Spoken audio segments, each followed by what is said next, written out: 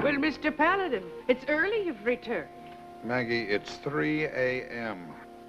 Well, I said it was early.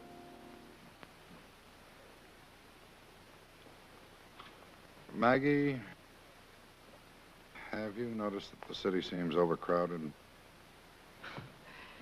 Well, not with men to suit my taste, it isn't. People are less polite. I think I'm beginning to yearn for things pastoral. Trees tall and green that scrape the sky when the wind blows. Clouds, white and fat. Well, for that, I could qualify myself. Open spaces, vast, empty, untouched. Are you tired of people, Mr. Paladin, sir? Most of them, Maggie. Ah! Here it is. Hayboy says Maggie to give it to Mr. Paladin the minute he came in. And I says to Hayboy, I says, what will that darling man think of me pouncing on him like a man-hungry leech the minute he saunters in here? Thank you very much, ma'am. Oh, it isn't bad news, is it, dearie? No, as a matter of fact, it's very good news. It's an invitation to a breath of mountain air and peace, quiet and serenity. All that on only one sheet of paper? Listen to this. Oroville, Texas. Dear Paladin, spring is here. There are trout in the stream and deer in the mountains. My mouth is watering for fried trout and venison. Can you come down for some fishing or hunting? Your friend, Ernie Backwater. Ernie Backwater.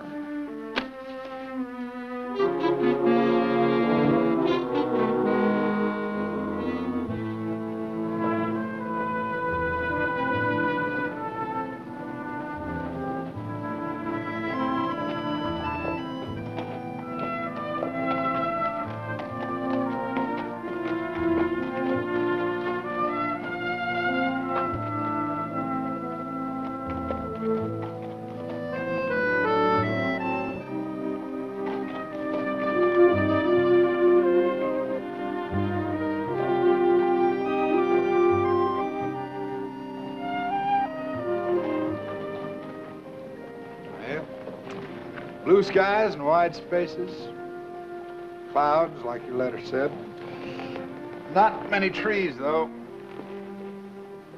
How are you, Ernie? Go ahead and get it over with. Get what over with? It's an old joke and a bad one. I shot a man once for asking it, but you ain't going to be happy until you do, so go ahead and get it over with. I might not be as forbearing tomorrow or the next day. Your name, Ernie Backwater? That's right. That mean you backwater? Not while I'm alive. How about you? Have you grown soft in 2 years? Why?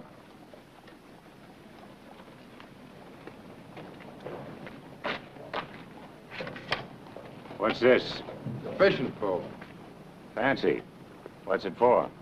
Fishing. Trout, you said. I'm going hunting. For what? A man who killed 5 people, killed one of my posse, got sentenced to hang, broke my jail, burned it down, killed my deputy, shot me in the belly and left me for dead. It's a miracle I'm still alive. You want to come?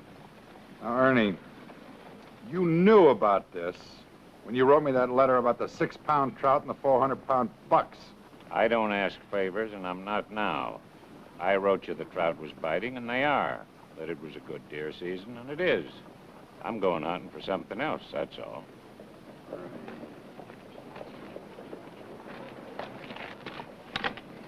Most men lie to themselves about something, that they're stronger than they are or faster than they are.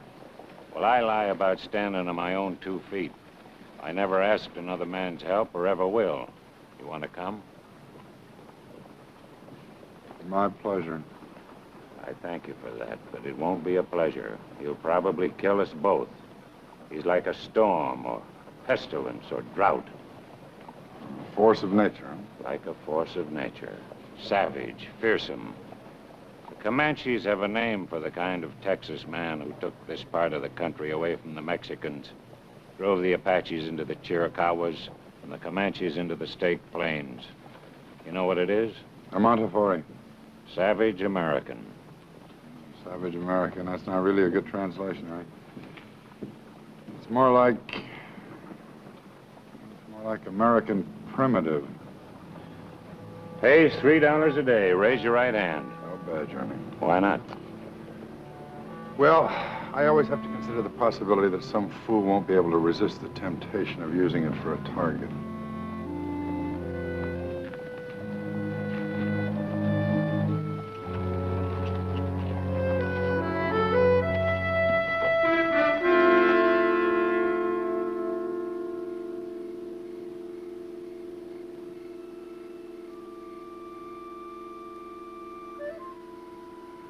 Hello. 20 minutes. He do sleep sound, don't he?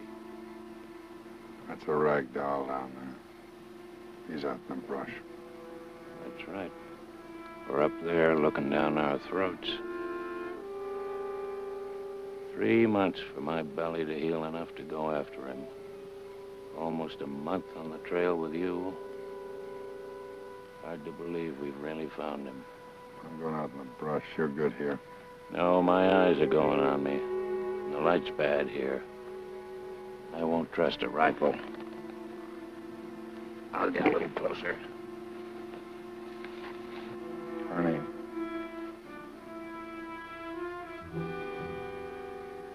Don't break a leg. You mean don't make any noise? I'm not that old.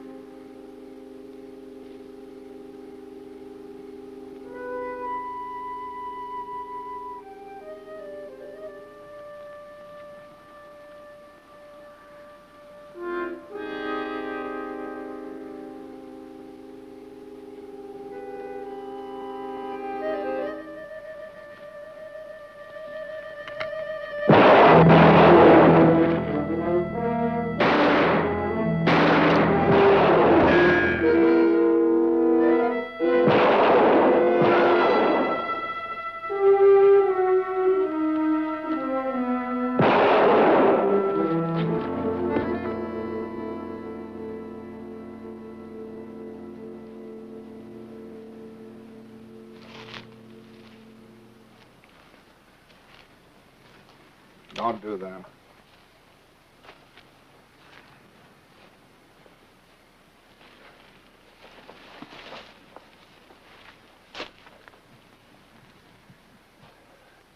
Last shot, you could have killed me. That's right. But I put one in your shoulder, so you put 2 in mine. That's right. I wouldn't have done that. I would have killed you. Me too. You gonna cauterize my shoulder, Ernie? Yes, That gonna hurt? like nothing ever hurt before. Him too. Twice.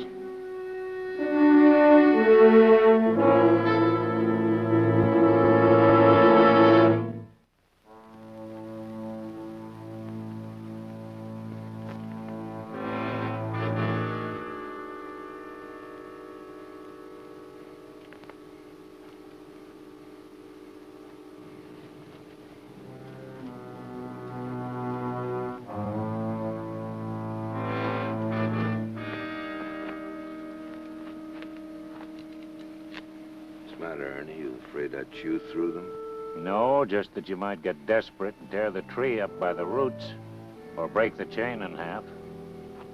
Ernie, did they all die? 2 of them were still alive when I left. They all died. Why, Will? Would you have hated to be hung for just 3 of them? That's a fact.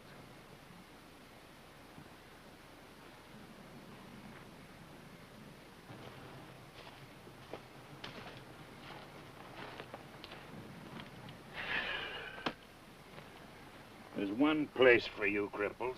A way station between us and a trip back without water. You ain't gonna lose that arm on me before we get there, are you? Not if I can help it. You feverish? A little. Well, go to sleep. You need your rest. Ernie? Yeah? Ernie, you don't want to hang him, do you? I never want to hang a man. No, I mean some less than others. No, they're all the same to me. I bring 'em in, the court tries 'em, the jury brings in a verdict, the judge sentences 'em. I gotta get some sleep. Ernie? Yes? Ernie, do you say it was his son That's right. was murdered by 5 men? That's right. For a $10 gold piece. His pa gave him. His 15th birthday. And he hangs for that. For revenging his son? No. He killed the wrong men, Paladin. How? With a shotgun, mostly. Not in their sleep, though. He woke 'em up, and he killed 'em. Does he know? No. We tried him for killing one of my posse. Not for those saddle traps. We thought they'd done it, too. You gotta understand the facts of life. No jury in the world was gonna bring a verdict against him. Only thing is, he did kill one of my posse. Then my deputy in escaping. A month later, the 5 men who had killed his son were taken in Sonora for murder. They were gonna hang anyway, so they told what they'd done. Ernie, Yes? you're not gonna tell him. For what purpose? He shot you. Why didn't you kill him, Paladin? I told you. No, you didn't tell me. Not really. Get your sleep, Ernie.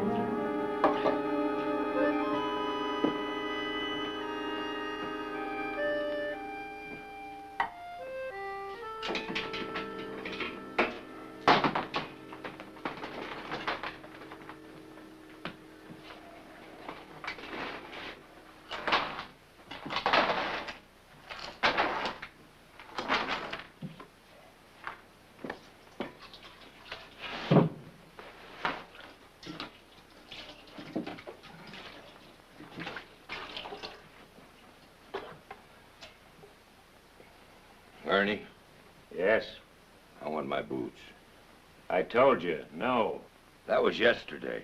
That was for the last 13 days.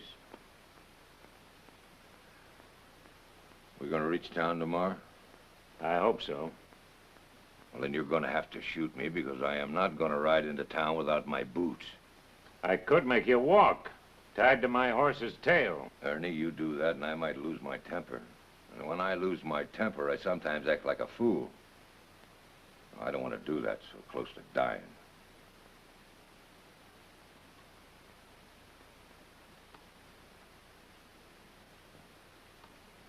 I'll give you your boots just before we get into town.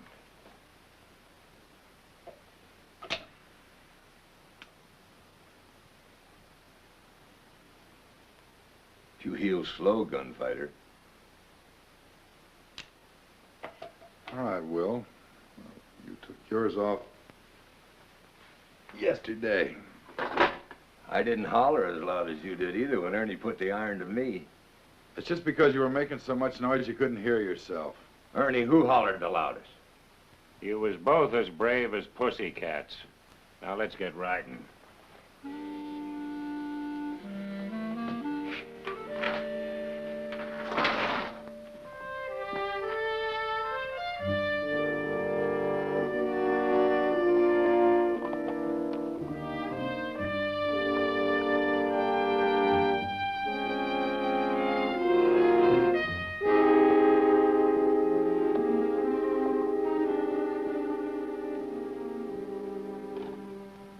Spare another of those fancy cigars, Paladin?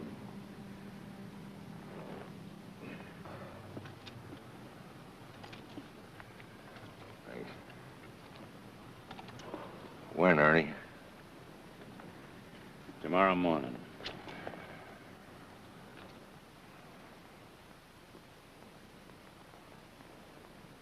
That's right. No sense in wasting time. Now, I wish you'd have shot a little more on target.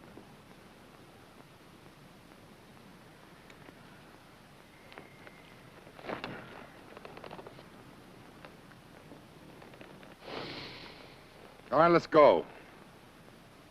Where to, Ernie? Or have they rebuilt your jail already? No, the council hasn't even voted the funds for it yet. I thought maybe the schoolhouse. No. Why not? Children, Ernie. They'll be leaving in 10 minutes. Tomorrow's Saturday. And they'll be back Monday. You don't want to hang a man out of a schoolhouse. Find someplace else. Cellar, hotel room. All right, the hotel. But first we'll get a barbershop bath. We need it. Thanks. You know, I keep wondering if I could take you in a fair fight. I keep thinking about it. Does it bother you?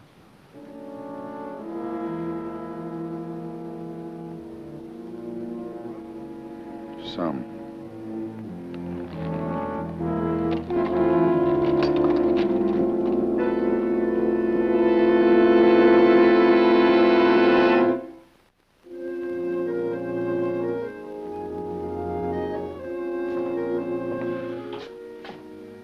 There's nothing like a barbershop bath. Nothing in the world. I almost feel like a new man. You smell better, too. Downwind, you weren't exactly a rose garden, Ernie.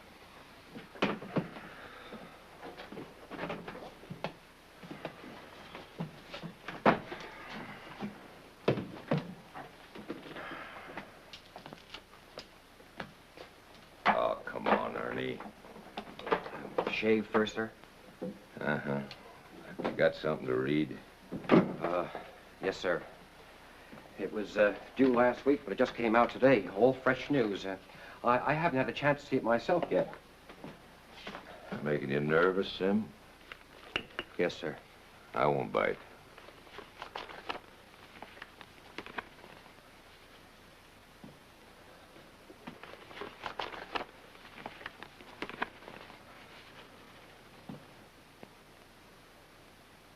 All for nothing. What's that, Mr. Tybee?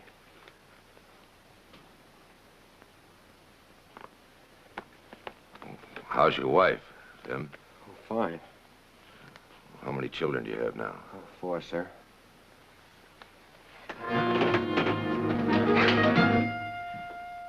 mean to use that shotgun, Ernie, get on with it. But you'll use that razor. I've killed 7 men since Christmas. 2 of them were men I liked. Now put that shotgun over here and unlock those chains. Because 1 more doesn't matter at all.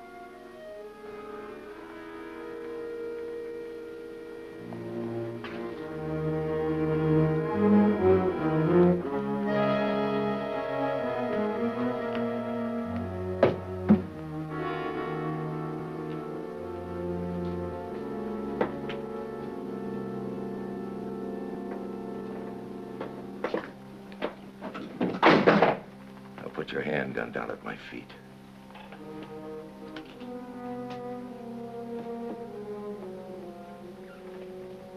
Sim, tell Mr. Paladin how many children you've got. He didn't hear you. Please, sir. Now put your gun over here with Ernie's. Stop thinking, Paladin. Because no matter how fast you get that bullet off, my reflex will make his children orphans.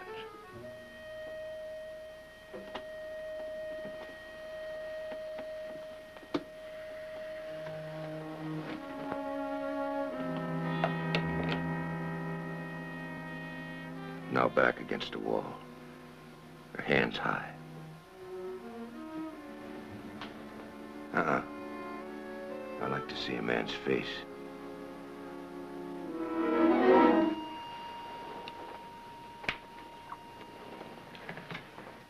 Now, Sim, you and I are going to kneel together.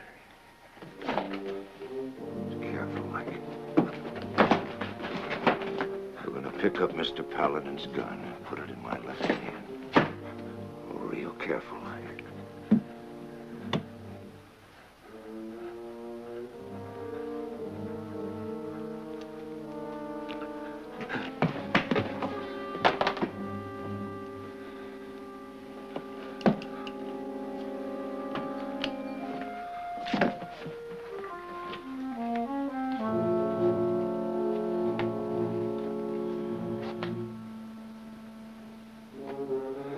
Sim, take off the sheriff's boots.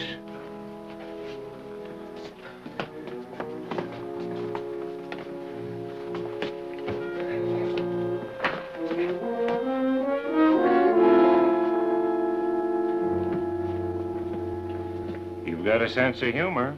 I always did admire that in you, Will.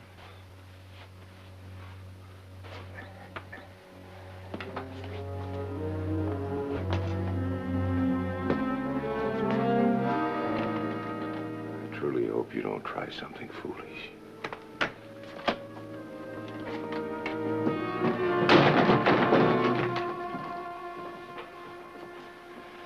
Well, I guess it's this.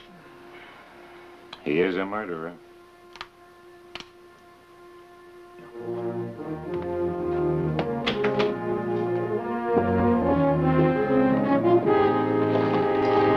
Will!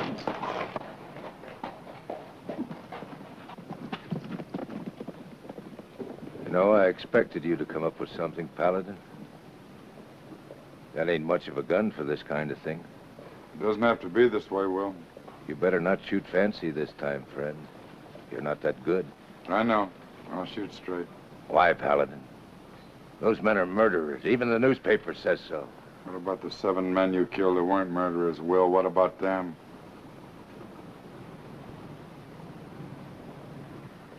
I still have to try.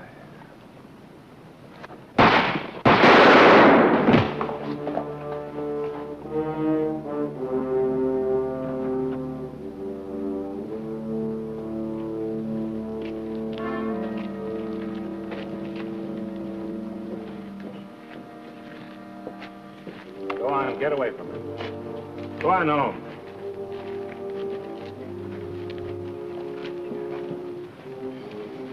Well, let's get him to the undertaker, and I'll buy a beer.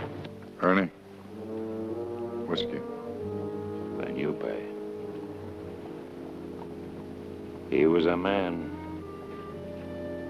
A Montefiore. American primitive.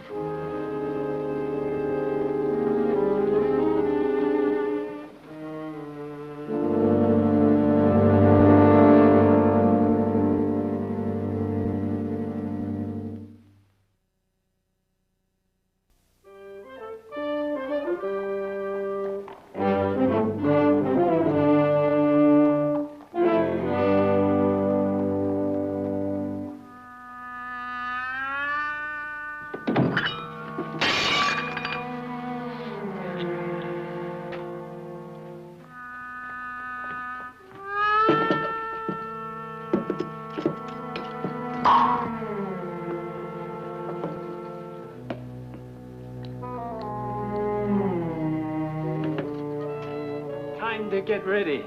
Early worm catch the bird.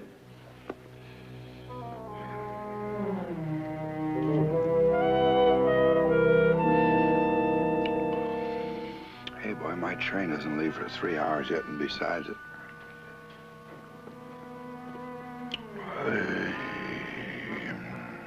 It's the early bird. Oh, Fort Smith, long way. You have to ride fast. I have horse ready. What horse?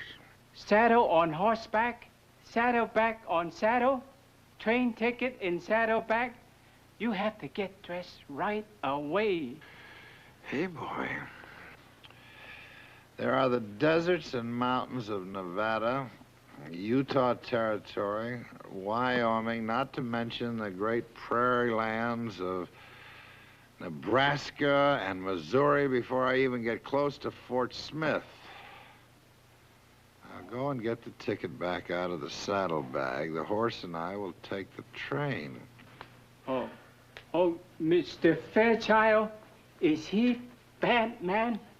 Mr. Fairchild is a very bad man and has 7 dead wives to prove it. Fairchild's last wife was the daughter of an old friend of mine. I intend to see him stand trial. That case don't go by train. Take horseback and shortcut. Hey, boy. No horse. Gee, then stableman win bet. What bet? I say Mr. Paladin can ride to Missouri very fast in less than 4 days. Stableman say no can do. I say, I from Missouri, show me. We make $2 bet.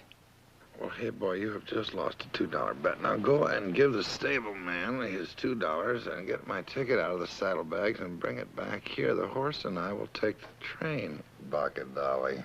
又唔見咗2蚊，唔知點樣好啊！唉，真係論盡啦，走人啦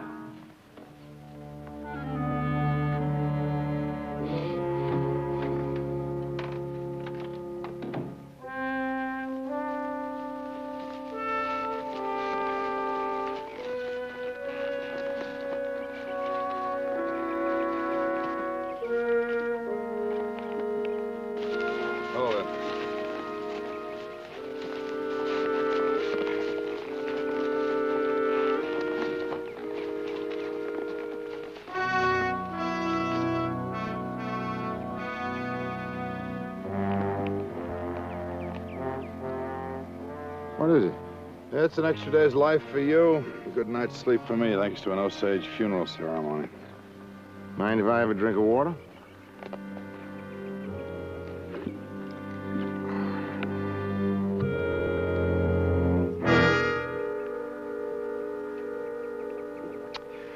Hot weather like this is mighty good for cotton. You know, I have 2 sections prime cotton land down near Denton. Man, land like that don't need nothing more. And you'd be very happy to write me out a deed free and clear to turn you loose. Which one of your 7 wives did it belong to? Was it Emma? Did you poison her, or is she the one you stabbed with a pitchfork? I drowned her. I couldn't keep the land if I killed her straight out.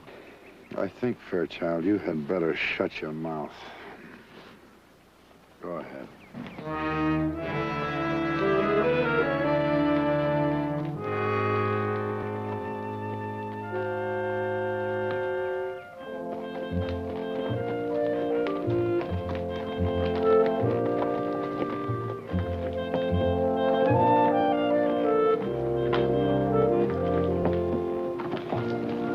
Afternoon.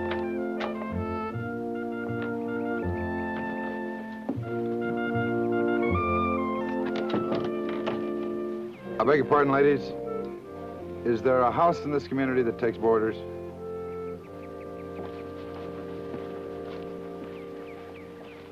Ain't no boarding house, not for you.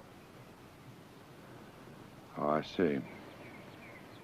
Well, do you have a jail? Kind of. We got us a sheriff down the road yonder, half a mile to the right. Sheriff Stinchcomb. Much obliged. You gonna take Billy McGuire's place? That what you brung him for?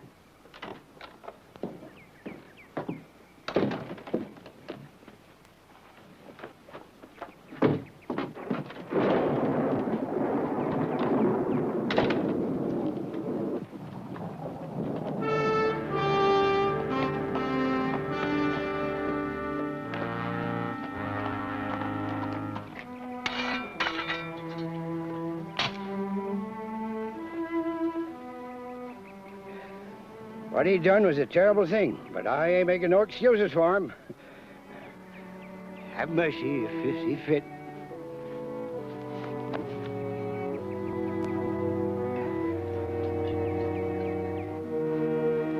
Amen.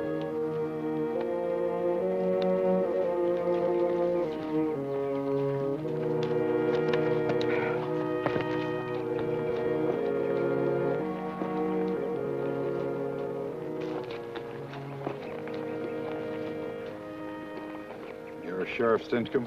Yes, sir, that's me. Good evening, little lady. I saw the tree with the paint on it. I'm prepared to honor the Osage request for privacy.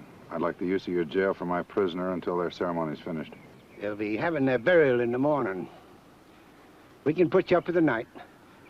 Betty May, get on down to the house and prepare an extra place for supper.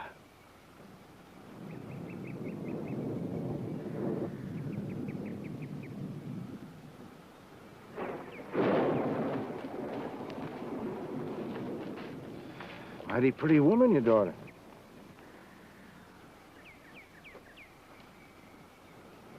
What's his crime? He had 7 wives. He probably killed all of them. The last one, in Fort Smith, he poisoned for $10 worth of paste jewelry. How did you come by him?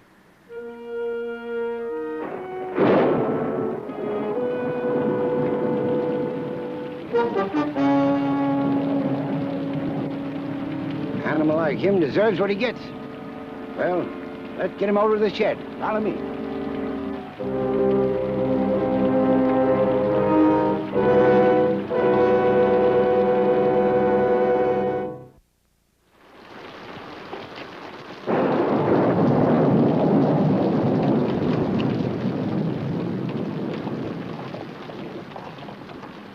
Put him on in here.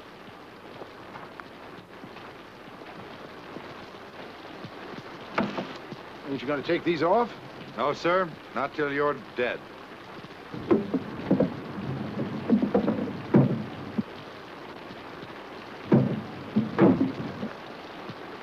You go on up the house. I'll see to the horses. Thank you. You won't have to wait long.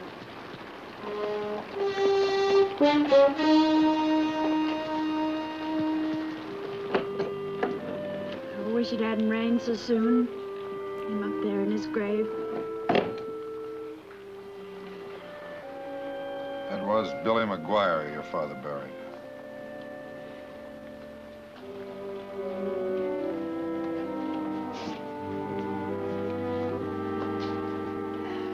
You knew him? I only heard his name. He didn't mean to kill nobody, not down in his heart. If you could have seen him, you'd have known that. There just wasn't no reason for him to suffer the way he done pinned up out there in that shed. He was a prisoner? For 3 months. He couldn't stand it no longer, so he killed himself. Oh, I wish to death I could get away from this place. You're leaving tomorrow, ain't you? Yes, ma'am. I saved some money. $17. It's yours if you let me go along. Well, Letty, there are 100 different ways that you could get hurt between here and Wichita. Mister, I do know what hurt is.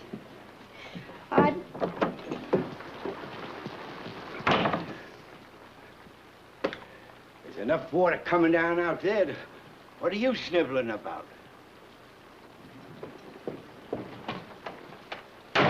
Something on her. I'd like to know what it could be. What did Billy McGuire do? Killed his uncle. Shot him down the street of Locust Grove. Took a deputy 4 days to catch him. And you brought him here to die? 3 months later, 150 miles from where the crime occurred.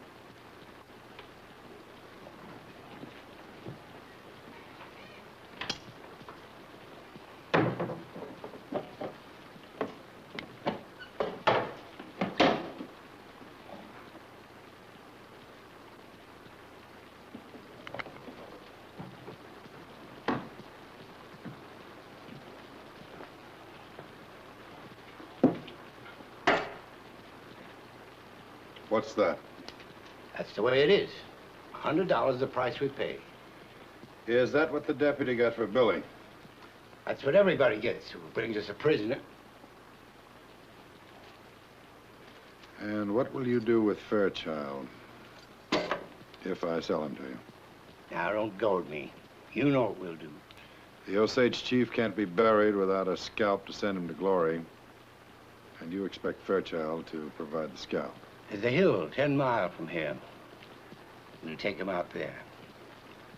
The Osages used to get their burial scalps from the Pawnee till the Pawnee moved out. Then they got to raiding us, coming down at night, picking out anybody they could find. So one night we had us a horse thief out in the shed ready to hang come dawn. And an Osage chief died. So we took the horse thief out by the hill and left him by one of them painted trees. Well, he was never bothered again.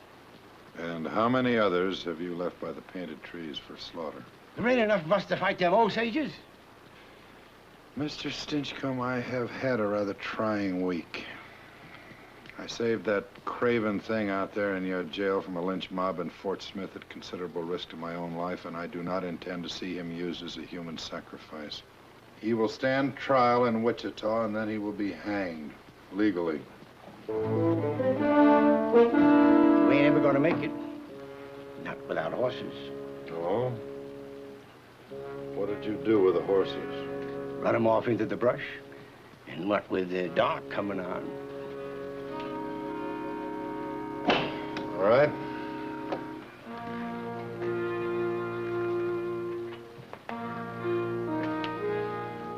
You make no mistake about this, Stinchcombe. I will ride out of here tomorrow morning. And Fairchild will be with me.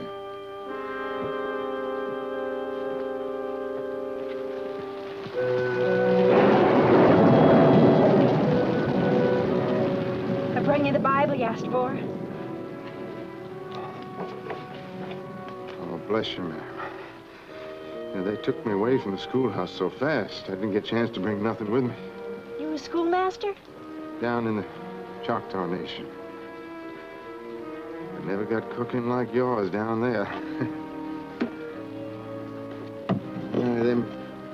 Them pork dumplings was something. Thank you. I'll bring you some coffee directly.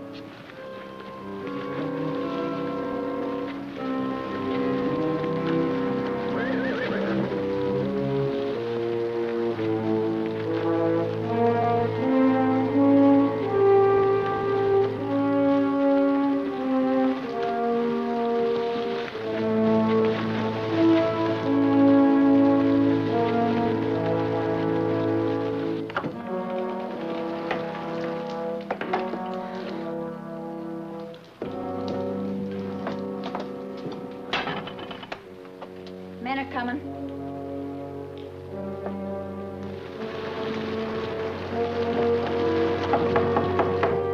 Come in.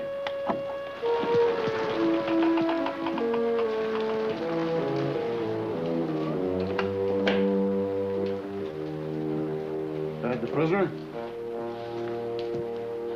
And we better get started. He's a Christian man, Papa. You can't do this to him. Letty, Fairchild is not a Christian man. He's a cold-blooded animal who would gladly kill you for 15 cents.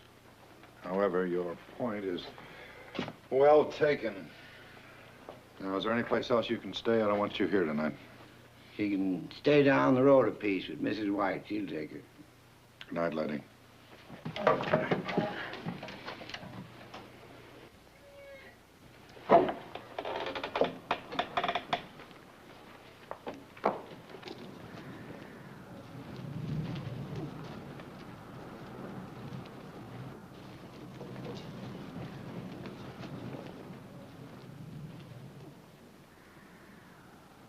Help yourself.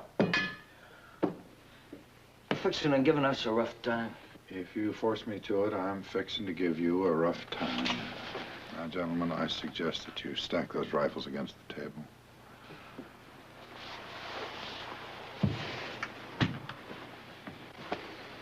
Do you want more money? Nope. Now, mister, you don't let us take that man out there for them Indians. They're gonna come riding down here.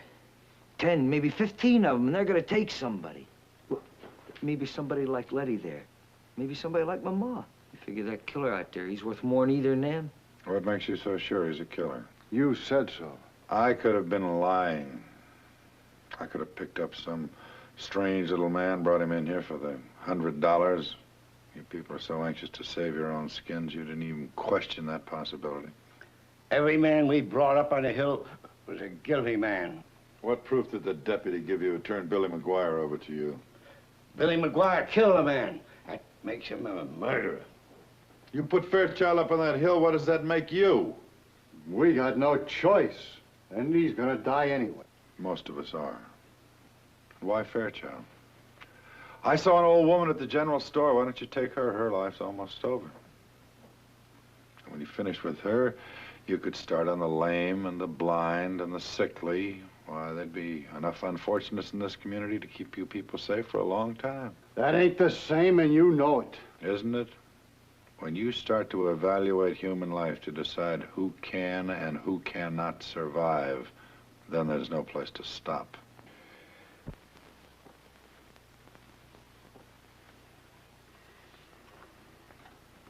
Yeah, the rain stopped. Now, we're wasting time.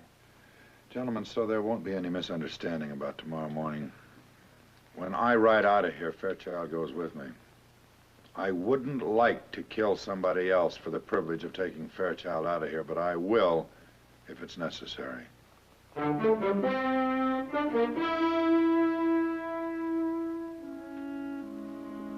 suggest you gentlemen adjust yourself to this. Sit down on that sofa. Make yourselves very comfortable because this is going to be an extremely long night.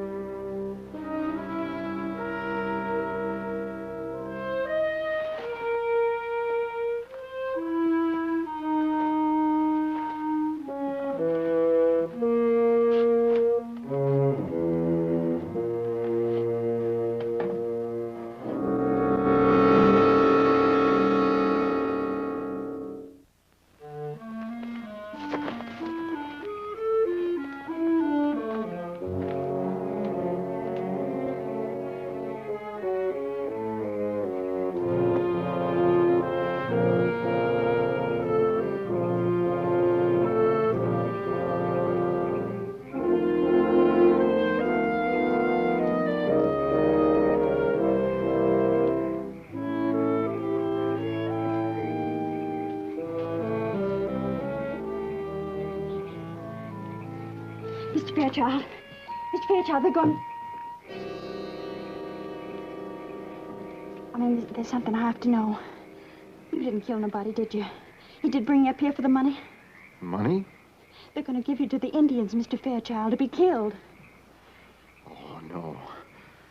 They wouldn't do that to a peaceable widower like me, little lady. I can prove them charges against me is false. I knew you was guiltless. I just knew. If I was to let you go, would you let me ride along with you away from here? Little lady, I wouldn't rest easy unless you came with me now.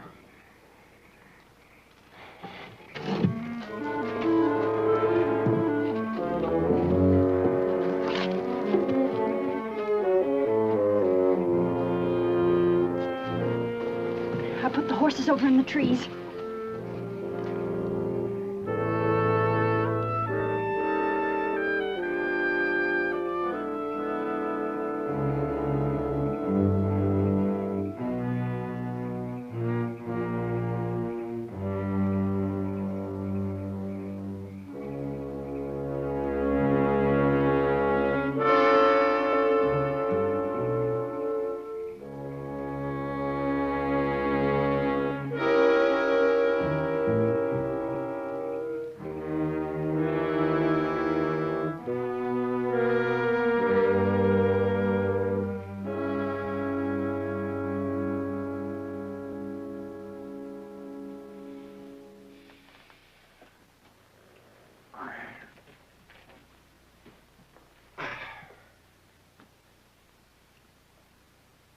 won't be long. Almost daybreak. Paladin, come out here.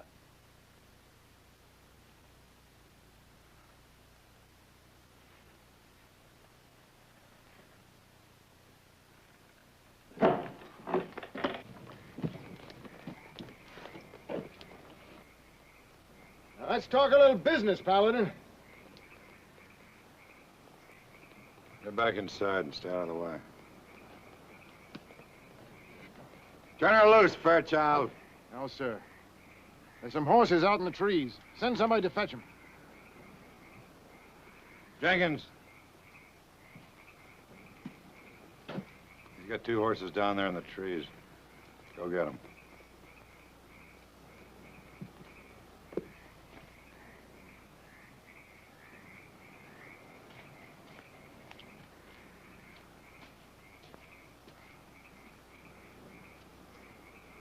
Now give me the key to these chains. And your gun.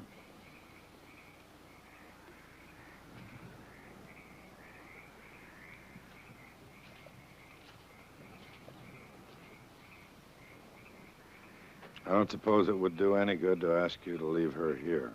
Suppose right. Put him on the stump.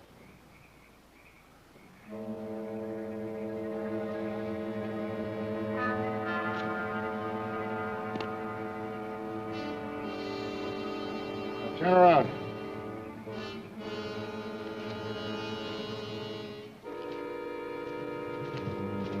Letty. Move!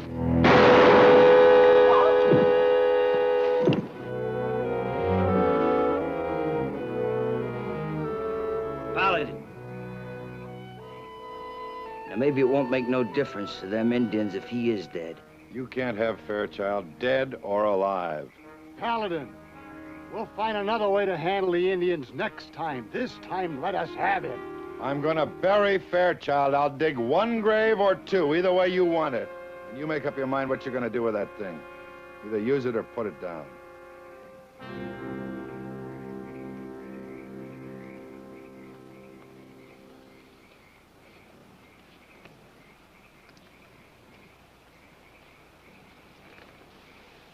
Letty.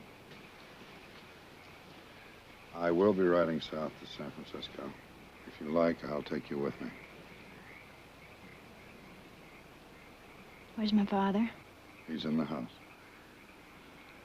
Thank you, Mr. Paladin, but I won't be going now. There's a need for me here. Maybe that's what I was running away to find. Now, if you'll excuse me.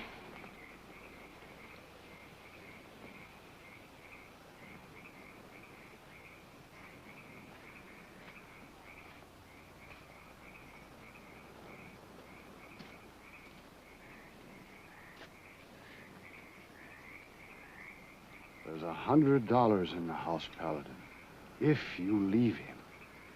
You stall the Osage until noon. They'll have to bury their chief with a totem scalp. Piece of a beaver pelt, foxtail. You get them to do it once, and you'll never be bothered again. We can sell some of the land if $100 not enough. You can get those 2 shovels over there, and I will watch you bury Mr. Fairchild.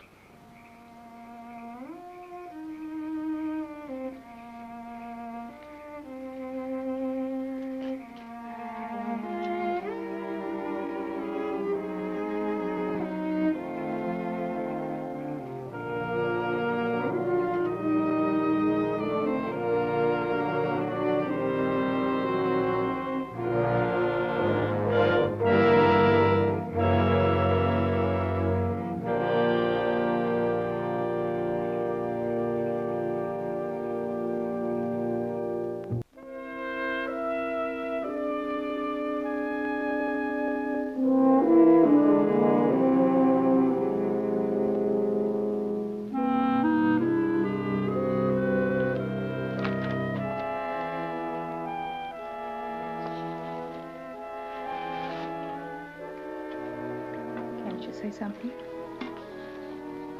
You just keep sitting there reading it and reading it. Can't you say whether you can help us or whether... Well, Miss Larson, I certainly don't want to appear unsympathetic, but there's nothing in these papers to indicate that your husband's anything but guilty. He says the murder was committed by 3 other men and refuses to identify them or describe them. My husband is a fine man. He thought he was protecting friends. You have made 5 appeals, all of which have been turned down finally. And Brian's been waiting 16 months to hang, thinking every day is going to be his last. If you'll just talk to him, Mr. Paladin, you'll know he's telling the truth. You see, we have 3 weeks. Now, if someone can get those descriptions from him and find those men, there's still time for a pardon. And you're our only hope. You sure I can see him tonight? Mr. Trowbridge said he'd wait for you at the gate. He's been the guard on Brian's cell block ever since he was admitted. He knows he's telling the truth. Would you like your $1,000 in advance? No, I think I'll talk to your husband first.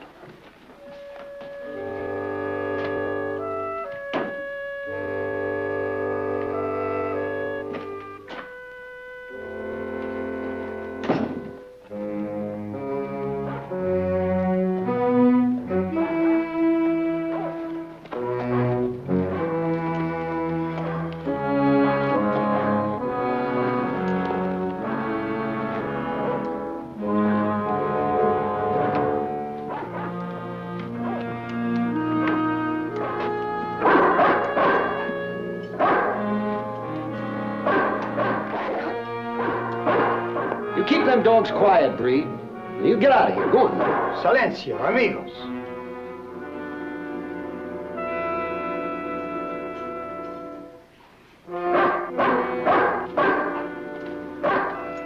Your name Trowbridge? And supposing it was. I'm here to talk to Larson.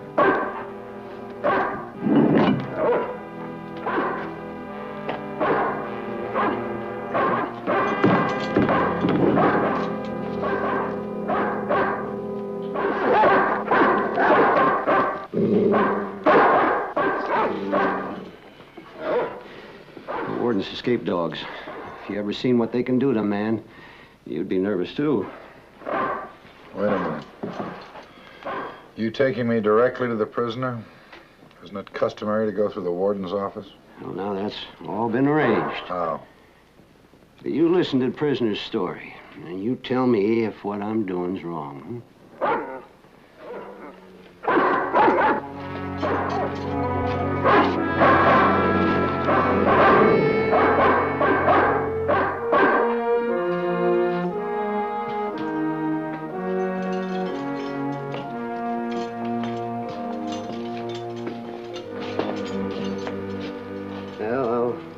Bring Larson up from solitary. Oh? Well, that's prison regulation.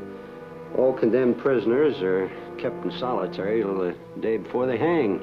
Well, that does keep the staff from having to think about them, doesn't it? Well, no, it ain't just that.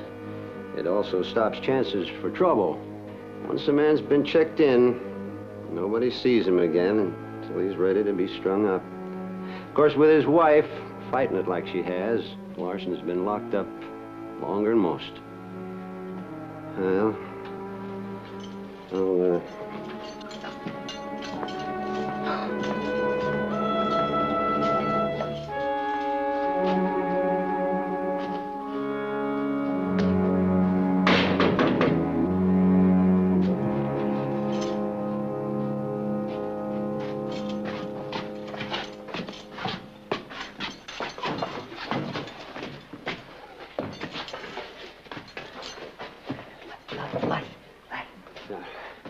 quiet, Larson. No hollering, no yelling, nothing. After this long down in them dark holes, poor devils hardly know what they're doing. Larson, listen to me. Your wife has asked me to come here and... I'd feel safer if he looked a little like me. After near 2 years behind that beard, ain't nobody gonna remember what you look like. There's razor and water in that bucket there. Shake a leg.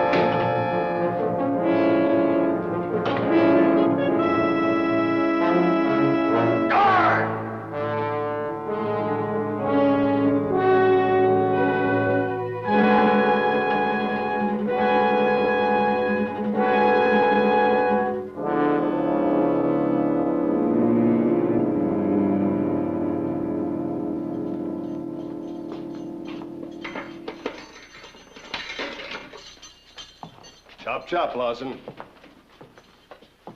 Larson escaped last night with the aid of a guard named Trowbridge.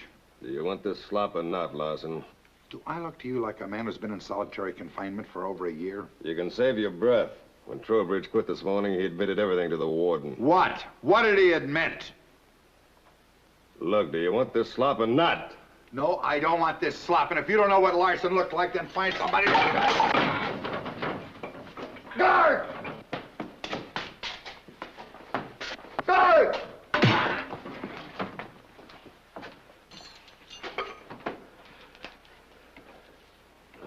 They never quit trying, do they? Well, I got something out here that'll keep him well occupied.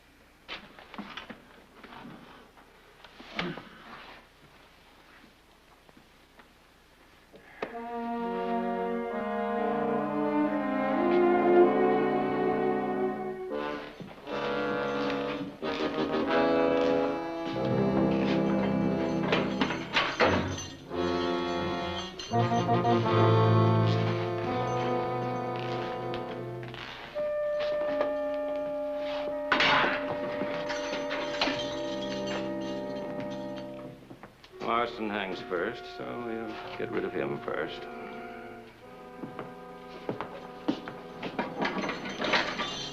Mind your manners in front of the warden. Warden. Shut up. Stand there. All right, prisoner. Sit in the chair here. Warden, my name is Paladin. I was hired by Mrs. Nora Larson to try and prove her husband's innocence. Quiet, please. No malfunctions. Not much heavier than average. Tell them to figure the scaffold for a 7-foot drop. Now, we'll do all we can to make it easy for you, but we'll expect you to cooperate. Those who do usually get a good stiff drink to steady their nerves. Oh, fair enough. Warden, last night at 9 o'clock, I came into Larson's cell. I was knocked unconscious. Sit down.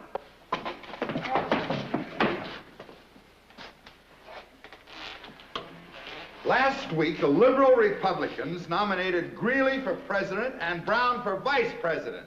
It won't work, Larson. Sure do get desperate their last day, don't they, Warden? Mrs. Larson told me that this execution was not scheduled to take place for three weeks. You know your appeal was turned down. Now, don't start trying to fool yourself. It'll just make it all the harder in the morning. Harder on your wife, too.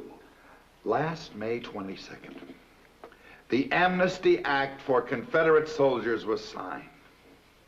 Now, how would I know that? And 100 other things I could tell you if I'd been in solitary confinement for over a year. Down! Ain't that in his legs? Now, we can carry you up those steps tomorrow if we have to.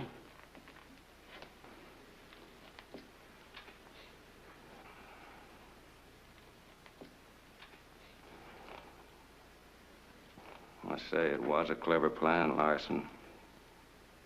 Pretending to be an outsider, tricked into coming here. Trowbridge admitted helping you plan this. Ever since Warden Menlo here came in you 5 months ago. Since then, you've been memorizing the information Trowbridge gave you. Your wife paid him to sneak extra food to put flesh on you. He even furnished you with a razor, helped trim your hair. Well, he confessed the whole story. Unusual plan. Yes, it was clever, but it didn't work. Now, you're going to hang in the morning, and you'll feel much better if you just accept it like a man. It was a clever plan, Warden. It was a clever plan, but it wasn't mine. I believe I fully understand for the first time what McKay meant when he said that those who try to turn other human beings into senseless brutes end by being brutes themselves. Brian?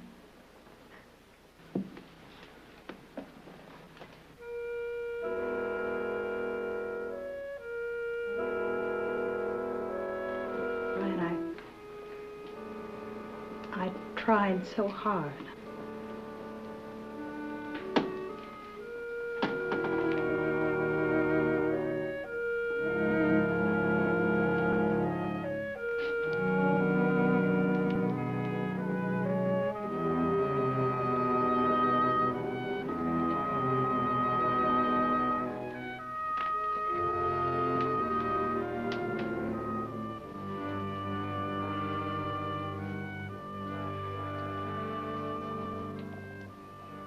What do you want me to do?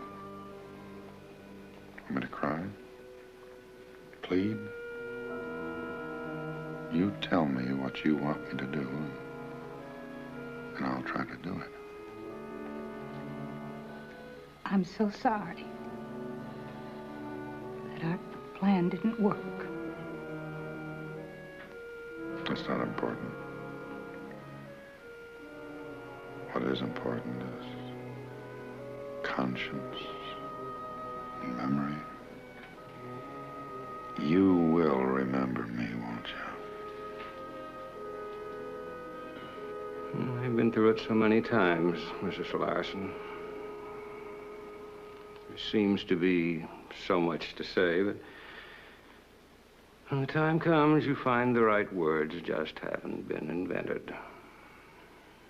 Well, on that particularly apposite note, shall we part?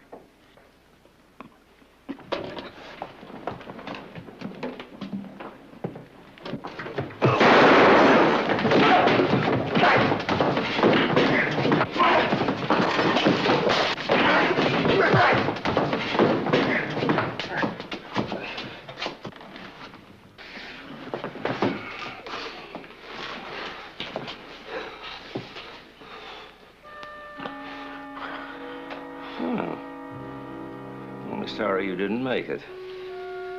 My dogs have so little pleasure. With all this exercise, I guess we'll just concede that O'Connor will take a big rope and a long drop and let it go at that.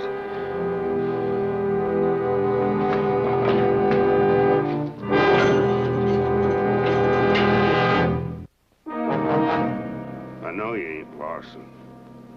What's your real name? Paladin? Well, you ain't very smart, Paladin. No, I'm not. Well, neither am I. I suppose they told you already they're gonna hang me tomorrow morning, too. Well, they ain't got no right to hang me. That fella I killed, he robbed me. He done it on purpose. He knew what'd happen if he robbed me. They know it, too. They said I'm dumb. I heard them. Well, You ain't even the right man. And they're so dumb they don't even know it. I know it. They ought to know it, too.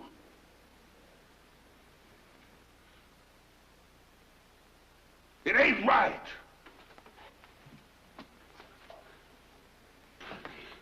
It ain't right, I tell you. I tell you, it ain't right. It ain't right! Warden, do you hear me? I can't hear you, O'Connor. If they could, they wouldn't pay any attention. Well, I ain't gonna let them do it. I ain't gonna let them hang me. I ain't gonna let them hang me.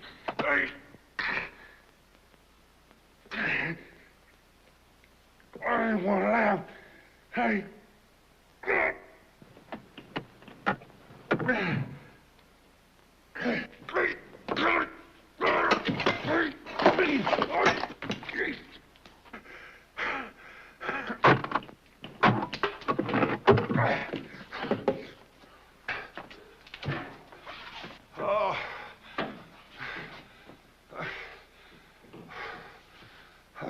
What's out there? Now you can see what happens when I hit Ralph. Maybe they ain't so dumb. Keeping me locked in here where people and things can't rob me. It ain't that I like it that way. All I want to be is outside where the wind is fresh and clean. And everybody, just let me be.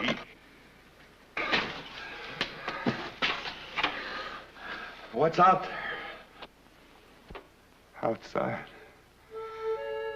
where the wind is fresh, clean. Oh, it's only about a 12-foot drop. Come on. Come on.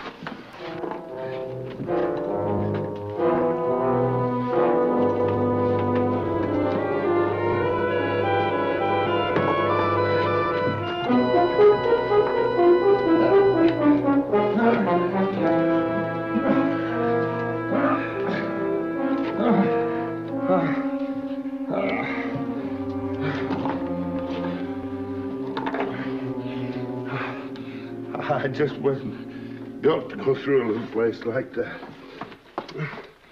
And besides, with these things on, I couldn't make much speed. And I ain't gonna be a square meal for them hounds. I think you better hurry. You gotta get a lot of distance between you and here before they find out you're gone. Why, them hounds would tear you to pieces. Now hurry up. And good luck, Paladin. O'Connor, I thank you.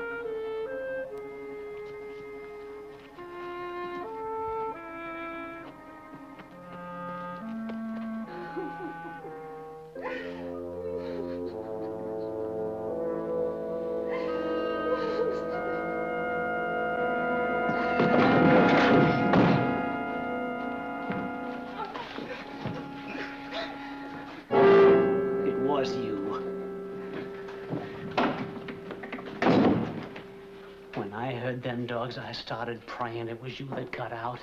You killed Trowbridge, and now you do this to your wife. Why?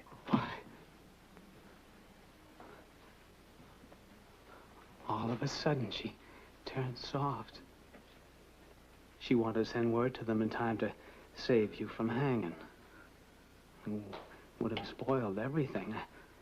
I tried to explain to her that you had to die. That way I'm safe. Safe forever. Brian. If you loved me, if you really loved me, you'd have been happy to see 10 men buried in my place. But no. She was fidgety like Trowbridge, weren't you? Weren't you? Weren't you? Yeah. See, the way it works out now, you couldn't have helped me more than by getting out. They'll figure that you killed Trowbridge to shut his mouth, and then you killed your wife because for whatever reason they want to come up with. And me, well, I'm just a stranger that chanced by in time to kill you. A convict and a murderer. Yeah. Yeah. Perfect, huh? Larson, you hear those dogs? You hear them? Those dogs get in here, you'll die with us. My scent's on those clothes that you're wearing, and that's what they're trailing.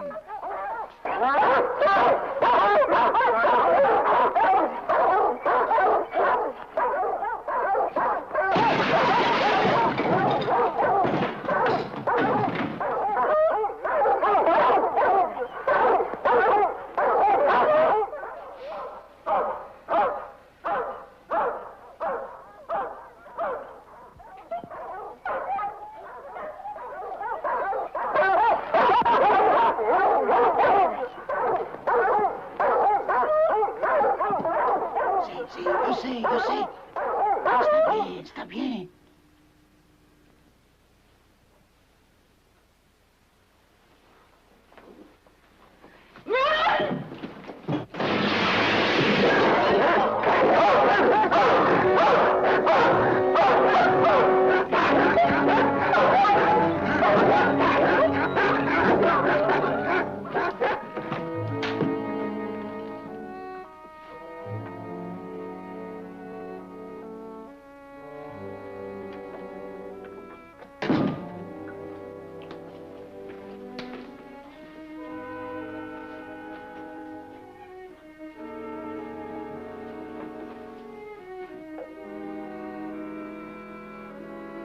I guess I loved him too much.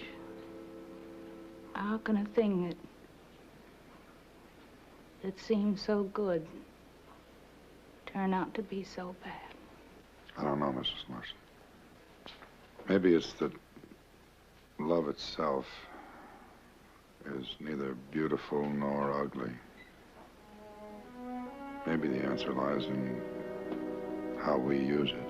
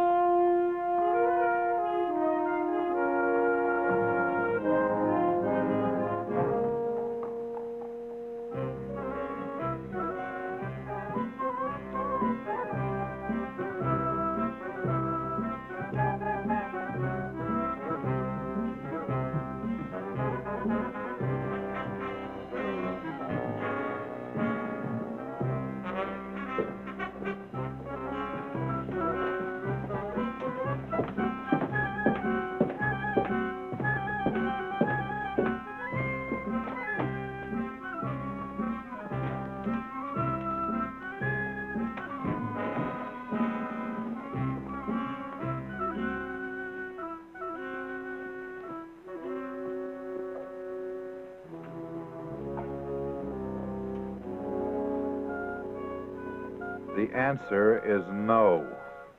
But Sahib, that was your answer last week. And next week, too. You still choose to ignore the fact that my Raja, Kazamundra of Kualal, once saved your life. The Raja once refrained from executing me.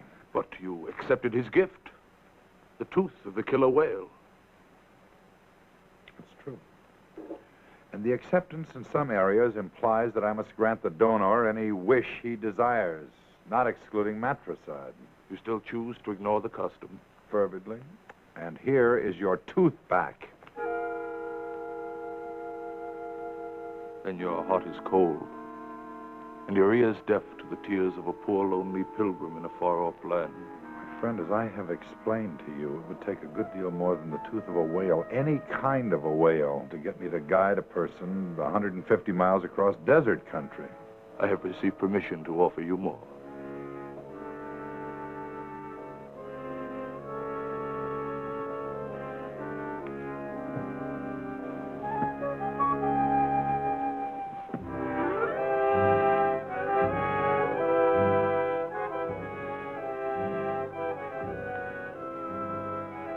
Is it enough?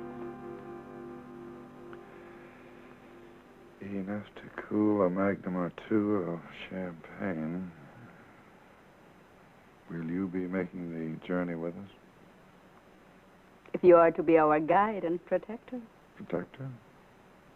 I should think Coro would be about the right size to handle that kind of freight. My religion does not countenance violence or killing. Where is that settlement you're headed for? Makassi, I will show you the way. My friend, you have already shown me the way.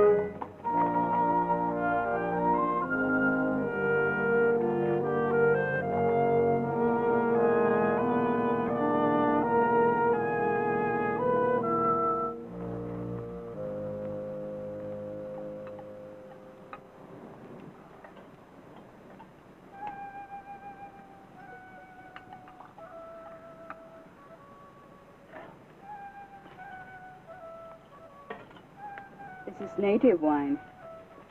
It's always served at room temperature. 110 degrees.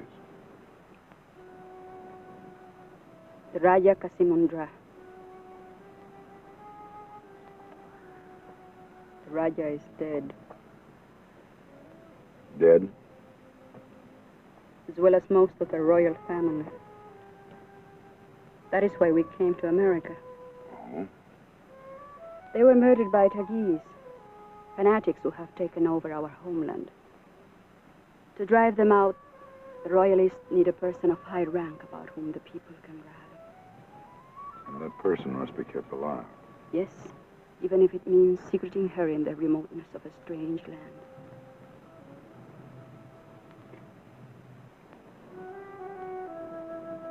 In her tent, resting, the sole survivor of the Kasimundras, Skiri.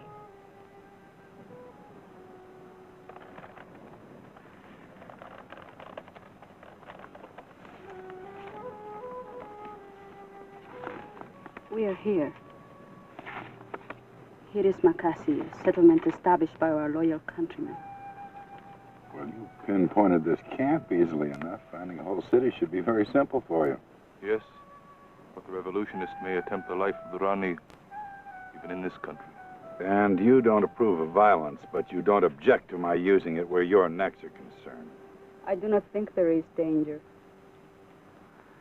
But I welcome your company. Thank you. There are about 12 miles of daylight left. I think we'd better get started. You can't disturb Her Highness. No?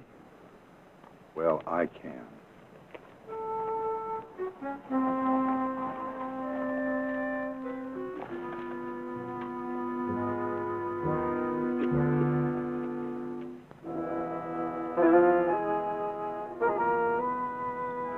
Who is this lout?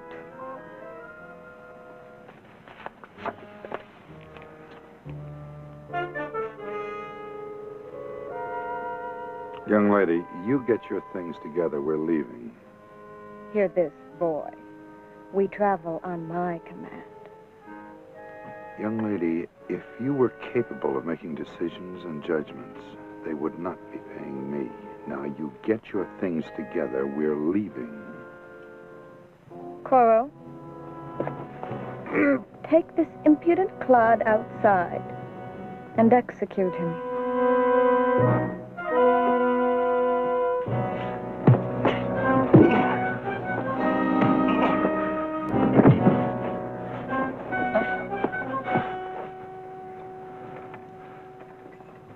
Is it your desire to see me hurt, Mr. Paladin?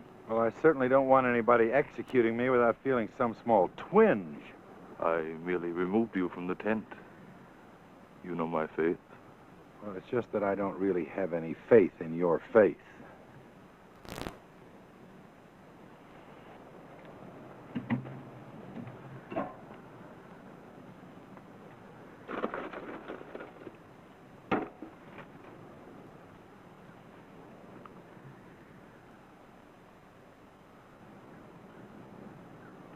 What do you know of faith, Mr. Paladin? Well, I'm impressed. How much water do we have? Carl, you may put away the tents. Tell the bearer to choose smooth terrain. I do not like to be jostled. As I was saying, Carl, how much water do we have? 4 barrels. 3 barrels. There are 3 barrels of water. While I was waiting, I used one to take a bath. I want to tell you about an old American custom. 2 wagons, 1, 2, comprise a wagon train. A wagon train is run by maritime law. I am the guide, the captain. If you interfere with one of my whims or fancies or orders, that interference constitutes mutiny, and I can have you imprisoned or put on bread and water. There are no yardarms out here and precious few trees. But if I so desire, I can stand a wagon tongue on end, run a rope over the top around your neck, and run you up. Is that clear?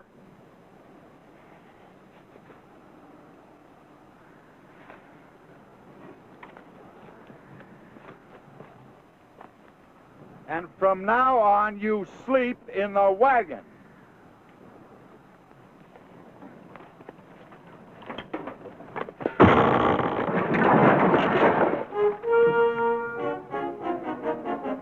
Don't just stand there, start loading your gear.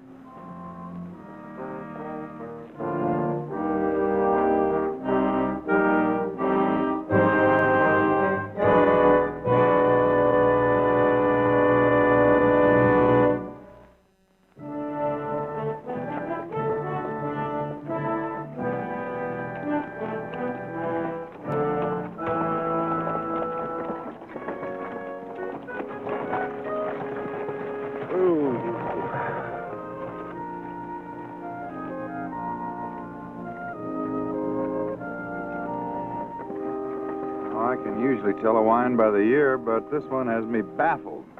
You do not like it? Well, a man always enjoys being baffled temporarily. In my land, we learn that very young. My country has many things to learn about customs. What customs? Well, such as courtesy. I do not act out of courtesy. Few women do. A woman likes a man when he does something she would like to do, but is not brave. Now, who has done this extraordinary, brave thing? We defied the Rani. Rani? I should have spanked the Rani. And who defied you? Now, why would you want to do that?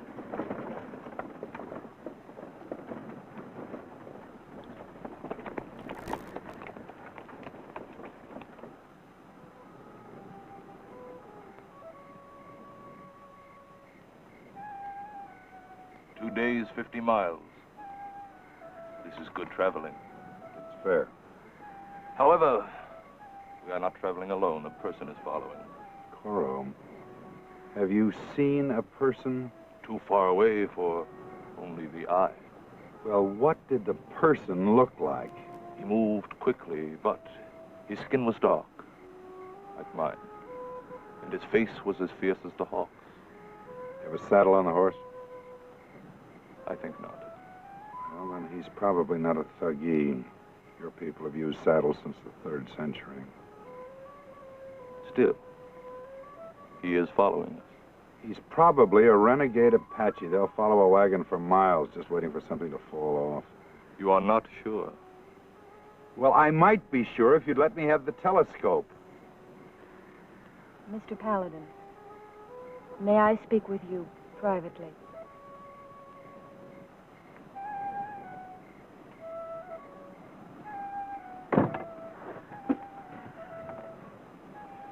Your Highness? Mr. Paladin, there is very little chance that I shall complete this journey alive. You must take these. If I am killed, hide them so they can never be found. As long as my death cannot be proved, I will live in my subjects' minds and therefore fulfill my purpose. Well, you could just take these things out and bury them in the sand. No. If I should live, I will need them to identify myself.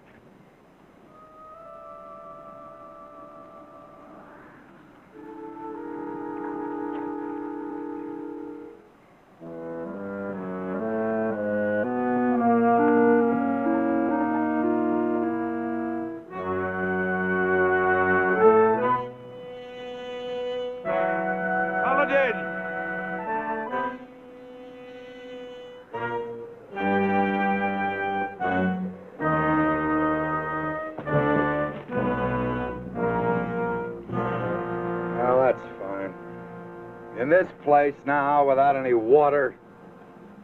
It's your job to prevent such things. You said you might not survive this trip. Well, it might just work out that way. Goro, how much is one of these barrels weigh full of water? 50 vis. 180 pounds. Now, who among us can lift 180 pounds from this wagon down to the ground? You and I. Or the man who is following us. Goro, nobody has seen the man following us but you. That narrows the choice indeed.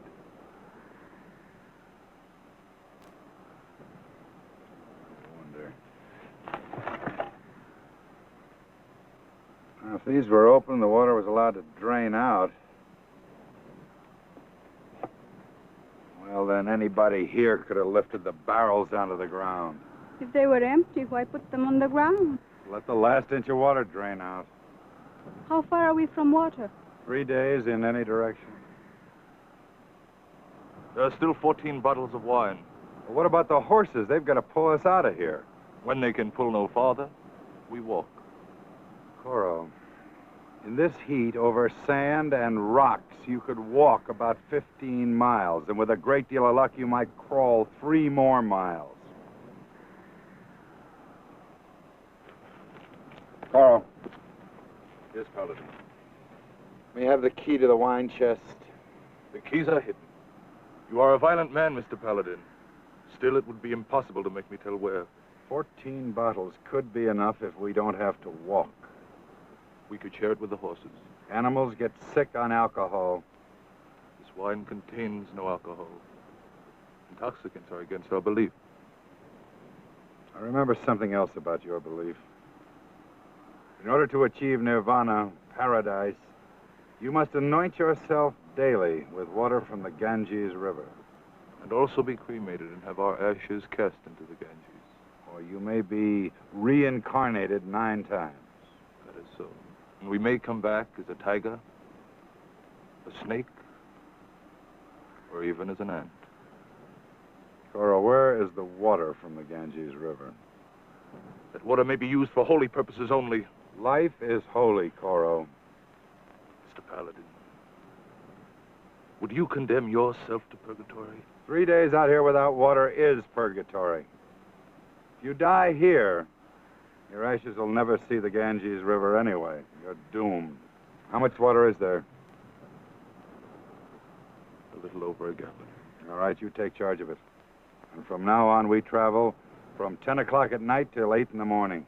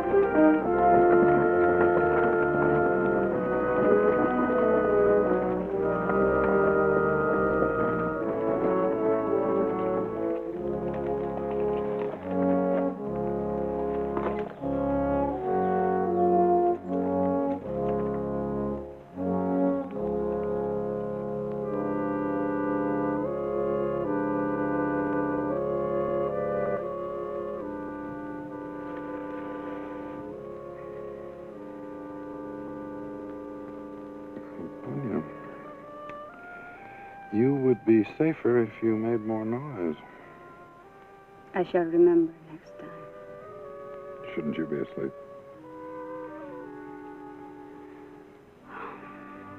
The night is too lovely. I sometimes find it so.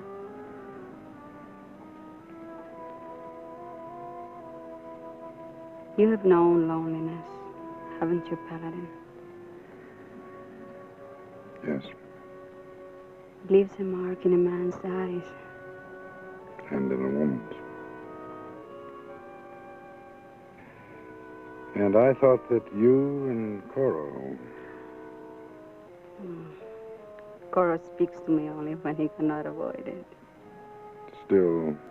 Since I have seen him, Paladin, I speak to no other man.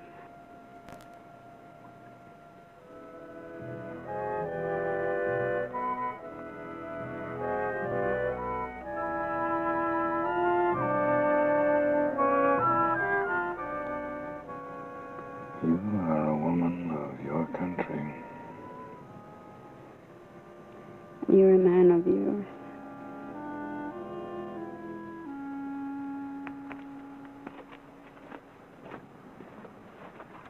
We have traveled 2 nights and are not halfway out yet. I know that. The horses are jading. We could leave the wagons now, ride the horses. The horses will last longer pulling than carrying. Paladin! Paladin! The Rani has collapsed.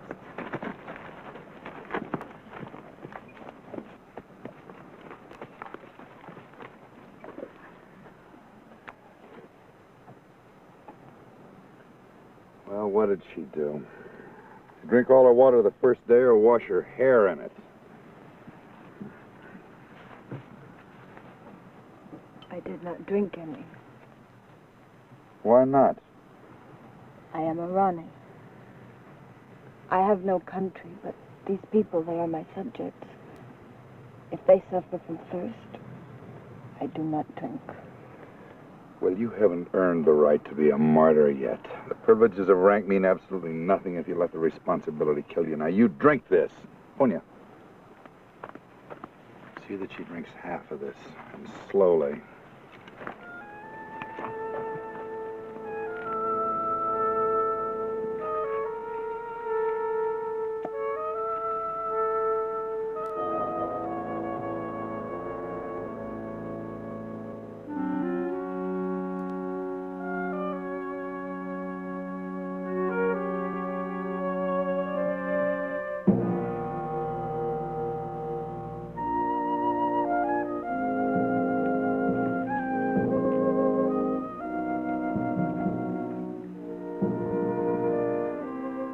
Cool hands, pink-tipped, like lotus buds that float on the cool water where we used to dwell. We will make it safely, Paladin. We will make it. There is no chance we will perish here in the desert. None.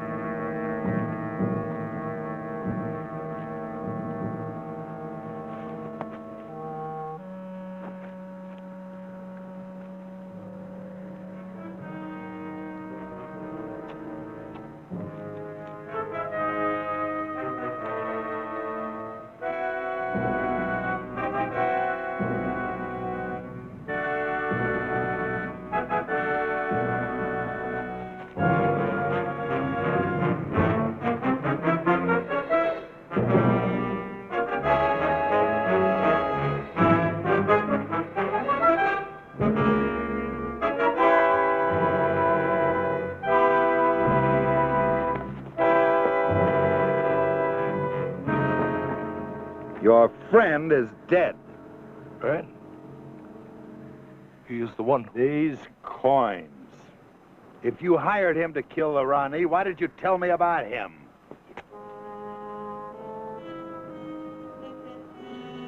Would I hire a man to kill me?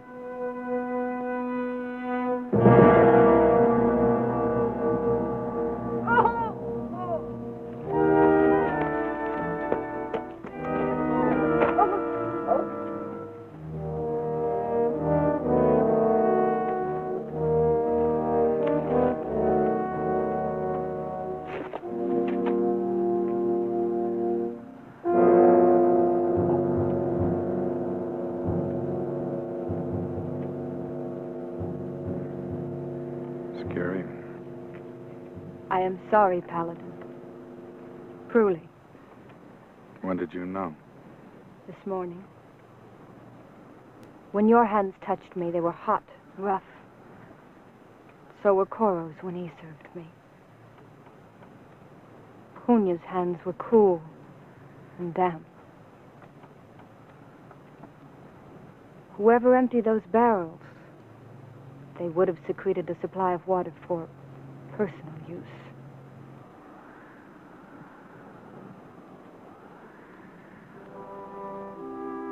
Cool hands.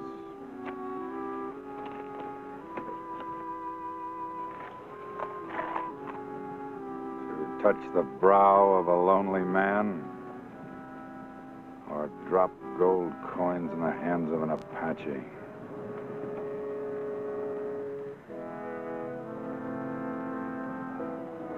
Where is Koro? Dead. Poor Koro. He died as he would have wished in your service. They would wish to be sent home. I'm sorry we buried them here. But it is our belief that if... I know your belief, and I'm sorry.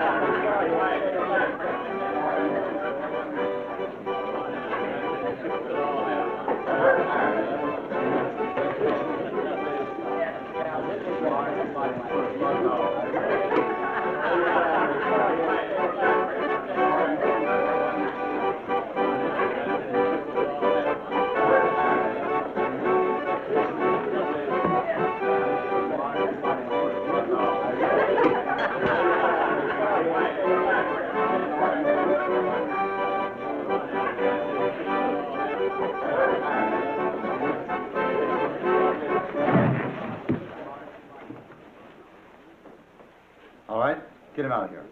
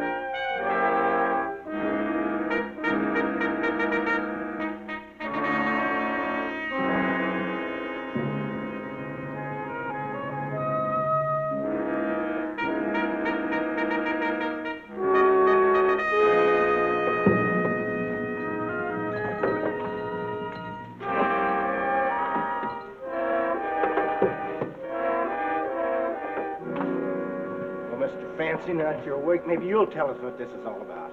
Now that I'm awake, I haven't the faintest idea what this is all about. Mister?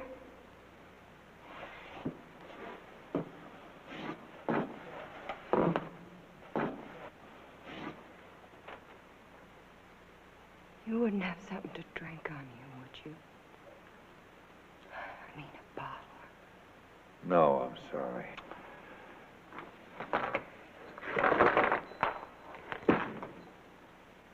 I'm the only one wearing chains? There's no place to go anyway. They put them on you, I didn't. They? Yeah. 3 men. There's one with a scar on his face that does all the rough work. There's another that does the talking. And a little one that just stands back there in the shadows and watches. What is this place? A warehouse somewhere on the Embarcadero. How long you been here? 2 days. Maybe more. Time crawls like worms in this place. All I know is I took a drink I shouldn't have. Me too. Of course, I've had a little practice.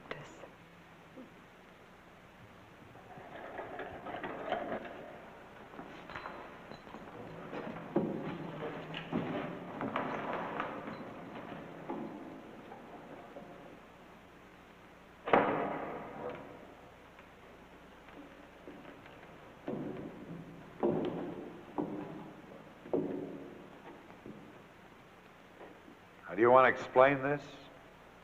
Want to explain these chains? Come on out, little man. Don't be scared of us seeing you. Listen. I got some money stashed away. And if this is a Shanghai, I'll pay you more not to ship me out than you can collect. Well, if it's ransom, you made a mistake. Maybe him and his fancy clothes, but not me. So listen, if you'll just let me out, I'll...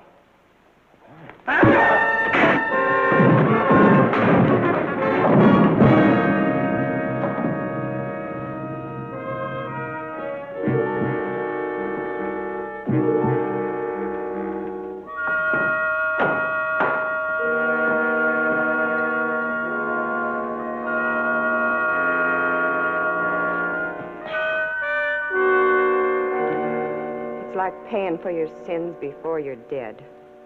What's your name? Alice. Alice, your friend there may be right about Shanghai. Well, now, that doesn't give me much future to think about, does it? 6 years ago, I came out here with a wagon train full of righteous people. They didn't think much of me. Next time, I'll make it. Next time. I've heard 1,000 men say that. Oh, you sound like a society dame yourself. Oh, Lordy, I sure could use a drink.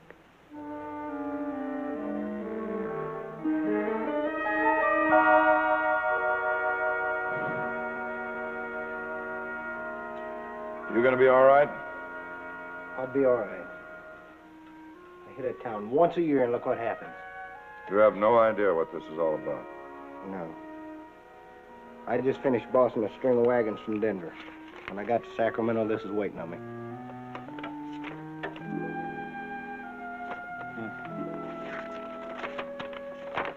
Yeah, I got one too.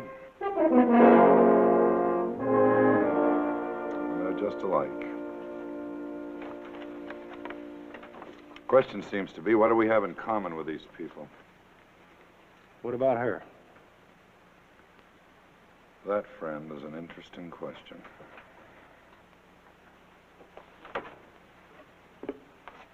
You know, one woman looks just about like another to me.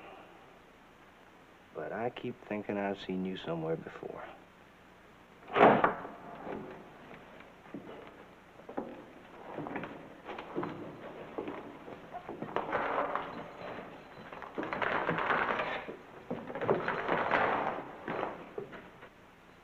My employer hopes you're enjoying this place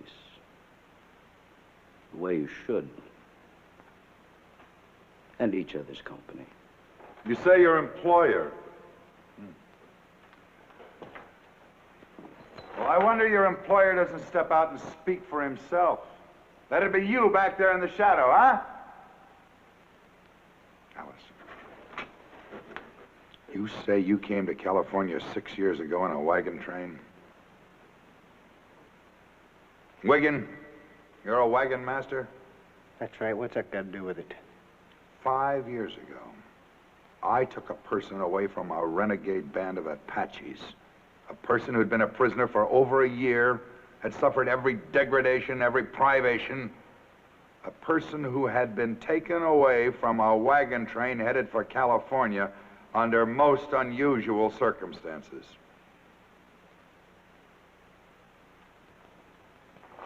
A person who preferred death to living with the constant knowledge of what had happened. A person who nurtured bitterness and hate and a lust for revenge. Isn't that the way it is, Molly Dean?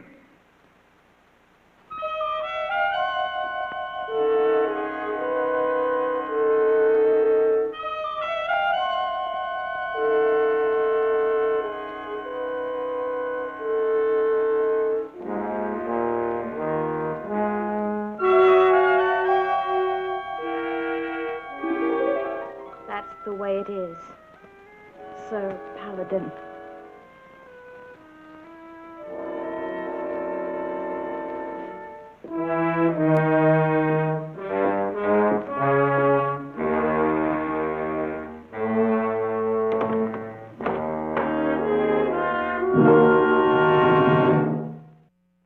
I argued against letting them take her. She was the one they wanted. What else could I do? Then you did give her to them. You idiot, I had no choice. They'd have killed us all, and I had a lot of people to think about. Including yourself. If you're so innocent, what are you doing here? I don't know. Maybe because I kept her alive. Maybe because I wouldn't let her die. That don't make a bit of sense to me. Yes. Yes, it does. I can understand that.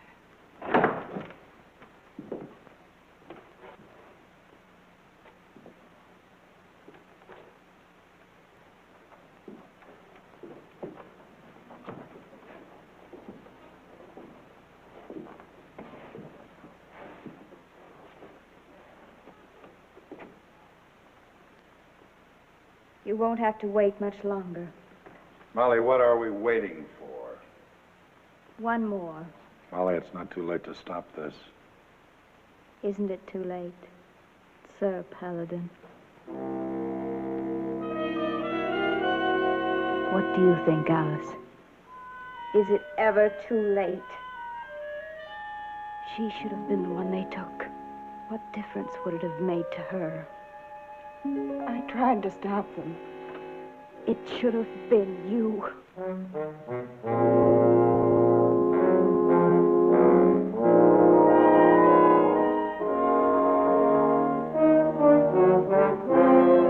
To your health, Alice.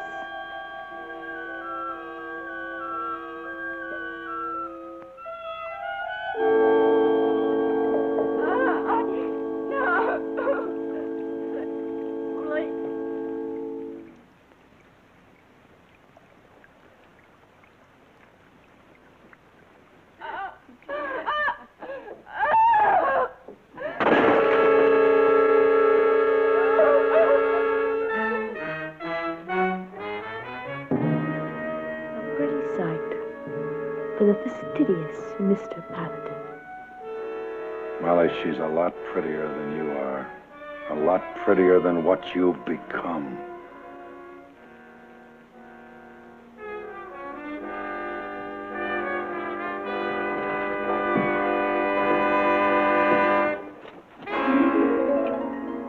And Wigan. The little boy playing at being a man, but without the courage of a man. They wanted me. They could have me. That's what you said, wasn't it? No, Molly.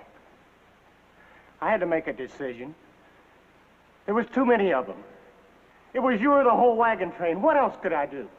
You could have fought.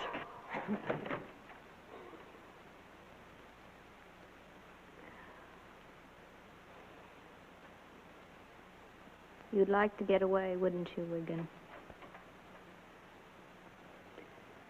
Well, I'm going to walk out that door. And I'm going to leave it open. All you need is the courage to walk out.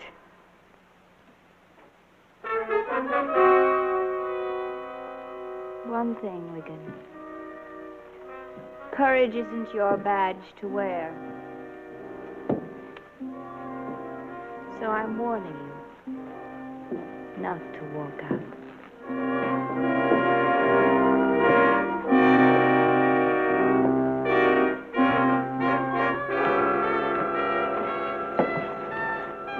What do you think, Paladin? I think she wants you to go through that door. Wigan, wait a minute. I'm through waiting. She's out there laughing at me. And all I gotta do is just walk through the door. That's why I ain't chained like you are. She's giving me another chance. So all I gotta do is take it.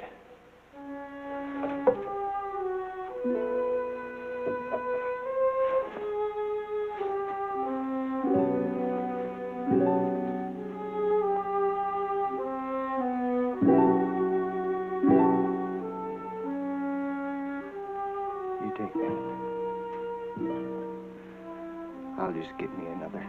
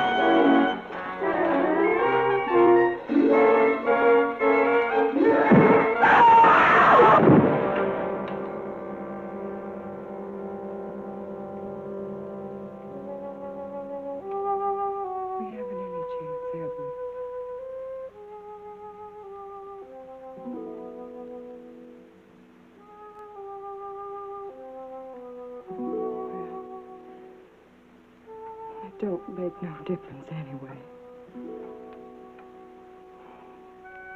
No difference at all.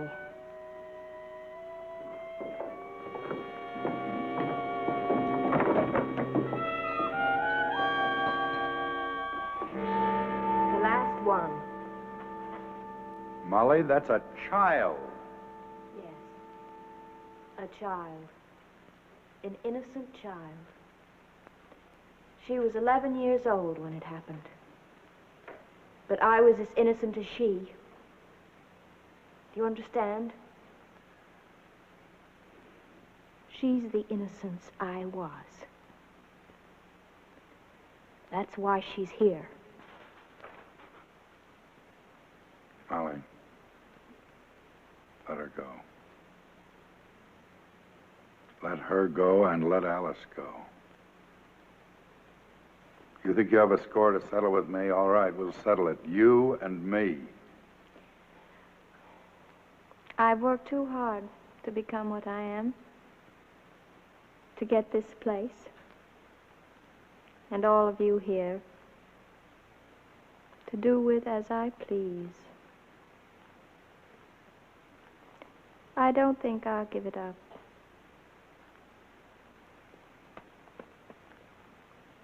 Where's Wiggin? Wiggin? Over there, Molly. Walk over there.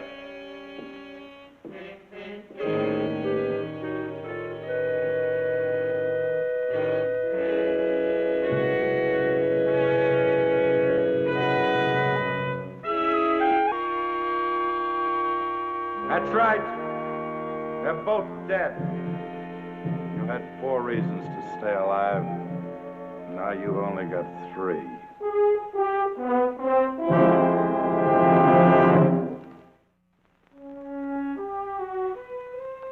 I don't remember her.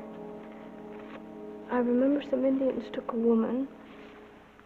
I remember lying awake that night crying.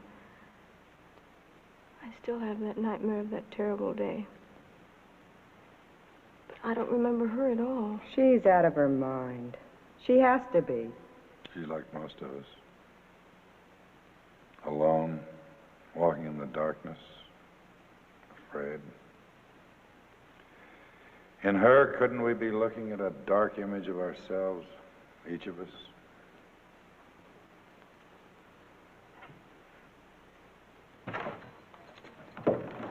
Molly! Well, don't hide there behind the door. Come on in.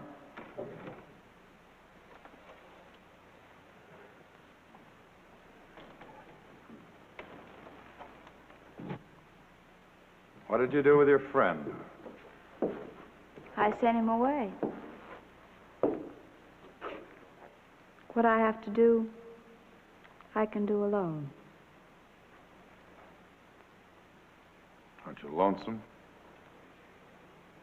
For what? You? Perhaps. Molly, what do you want from us?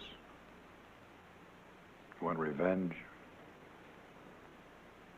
You want understanding? What is it? What do you want?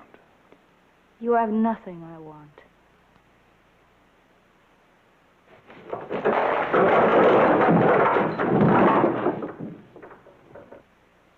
Now, you will listen to me. I'm dead. For 6 years I've been dead. Nothing can change that. You can change it. Molly, you can change that. You show me a scar. Molly, show me one scar on you. They're all on the inside. Nobody can see them but you. You can see them. Only because you won't let me see anything else.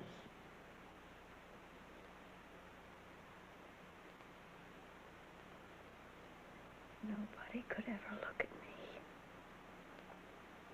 let alone love me. Here. Now, I can look at you. Could you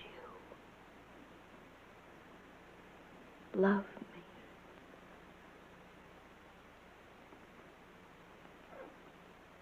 If there were anything to love, I could love you. Molly, love is giving, not taking. When you take revenge, you take your own life.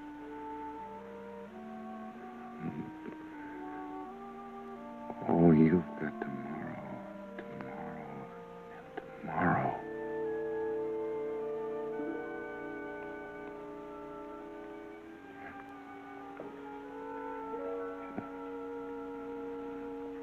Look at that. Look at it. That's a woman's hand.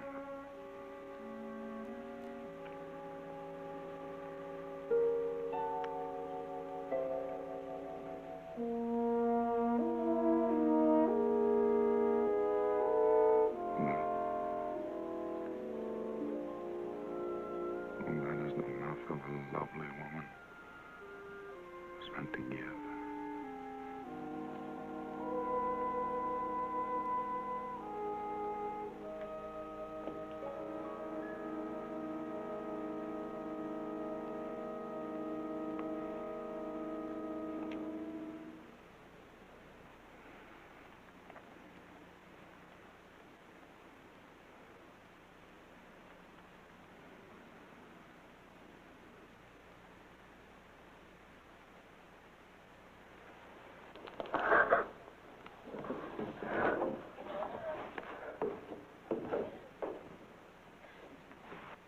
Oh, you talk about a man not looking at you.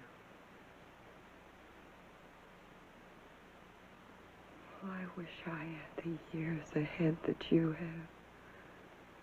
have. I wish a man would look at me like he looked at you, and touch me like he touched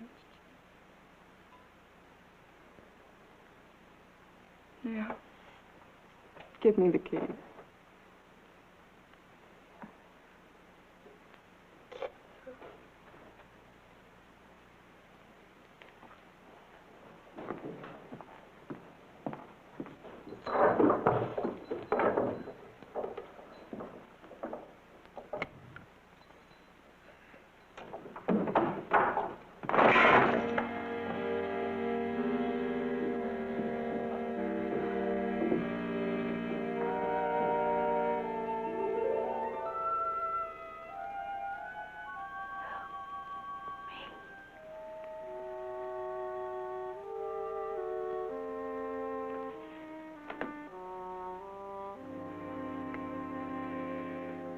Help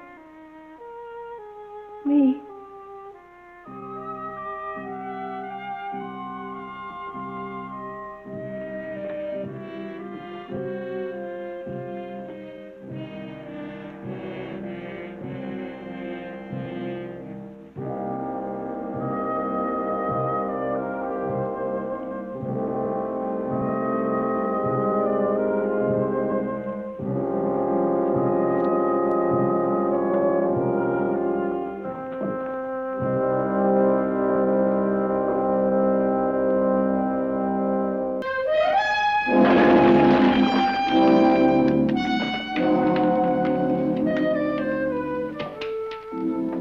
But I assure you, assure you.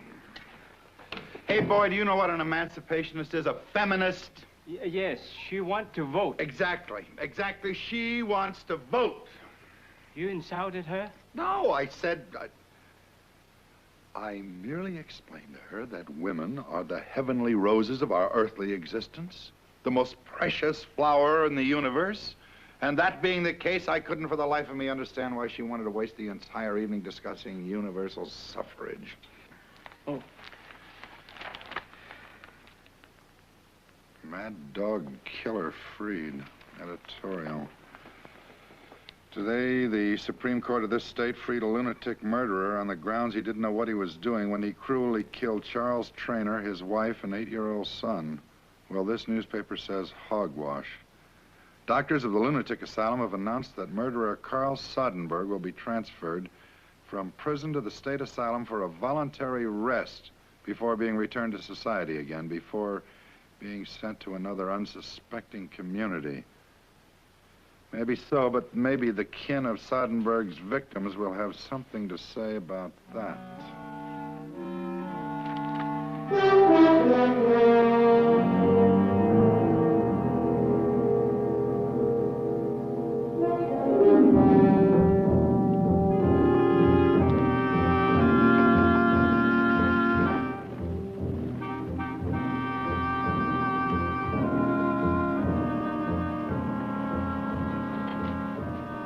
Dr. Weiser?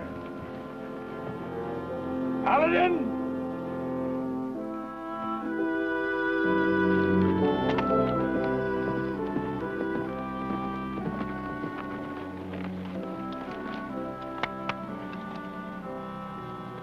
Where's Seidenberg? He's still with the sheriff. Doctor? You have a personal interest in this. No more than anyone else concerned with the advancement of mental medicine. Carl Sortenberg is a symbol.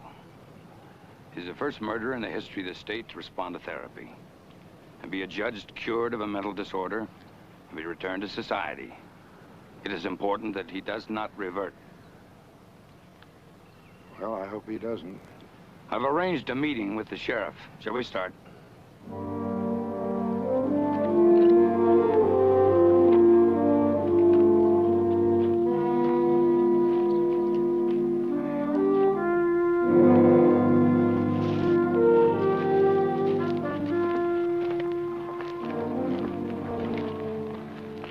Weiser, this Paladin? That is right. All right. Let's just make sure we understand each other. I give you Seidenberg, you take him across the county line. After that, I have no more responsibility. That is right. I will pick up supplies and meet you at Murdoch's. Murdoch will guide you through the mountains. And I'm to take Seidenberg directly to the hospital at Marysville. That is right. Any sign of trouble? You want to start now? Now, the family of the man that Seidenberg killed, the trainers, are they friends of yours? Friends enough?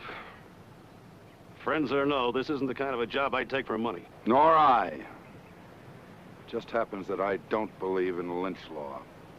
Now, where is he?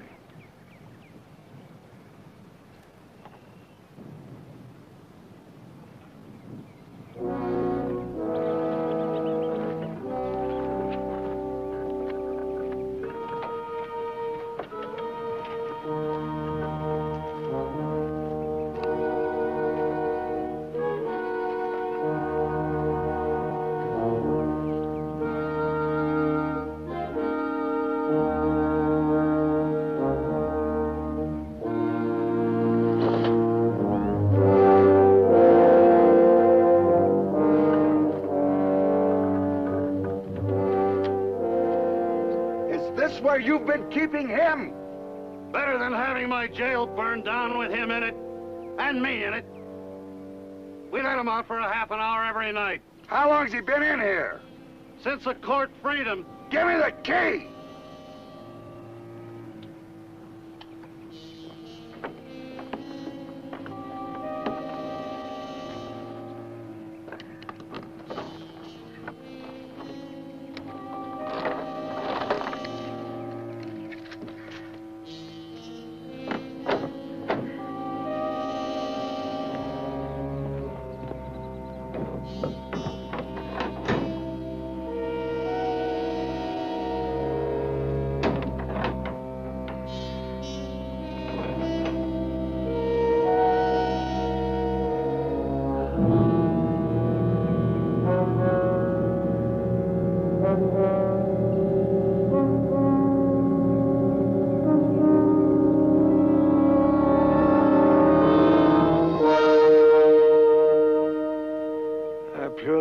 Shave. And a bath.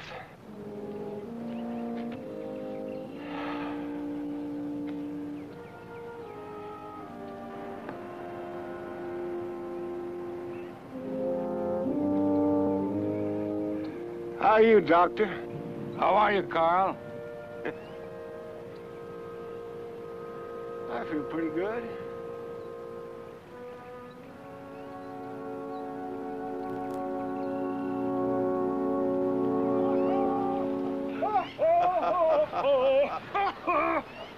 She dressed herself in scarlet and red and rode all over the town.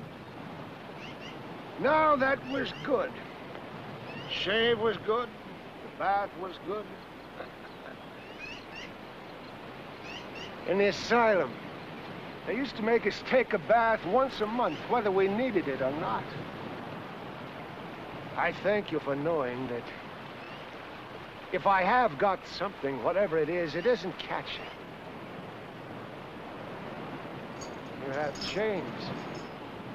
Not for you. I have sometimes hunted men, so I have sometimes carried chains. Would you feel better if they were on me? Some? I'm willing. No. Mr. Sodenberg, I'm here to help you, not to hurt you. We're going to Ben Murdoch's. That's right. We'll meet Dr. Weiser there. He's bringing supplies. The old doctor. He's done a lot for me, in his own way. Ben Murdoch a friend of yours? Ben Murdoch's a friend of the world. They burnt his house down once because he hit me before the trial, before they caught me. I purely hate to go back.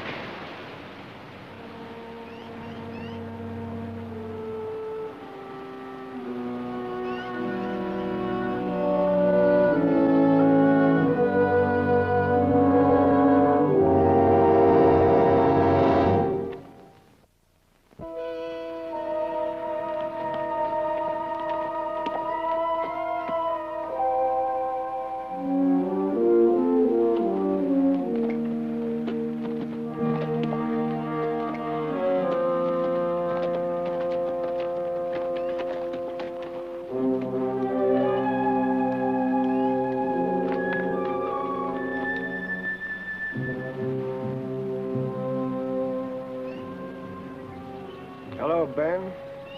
Troubles come back? I'm glad to see you, Carl. Step down and come on in and eat with us. If you'll pardon us, Ben, we've already had dinner. Ben, I'd rather he stayed in the shed.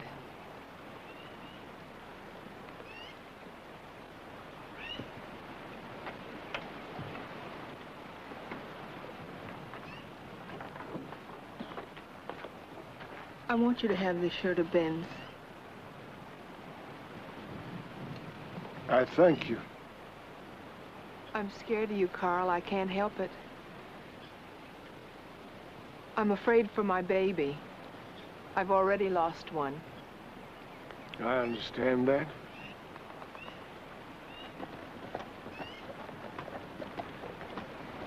You're welcome in, mister. No. Mister, I ain't as bad as you think. He's two men. One of them I like real well, but the other one done those things they said he did. And if he's here to stay, I want you to put chains on him. Go in the house, Mary.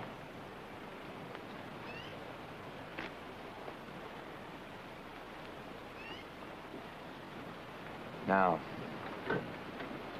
the trainers are in these hills.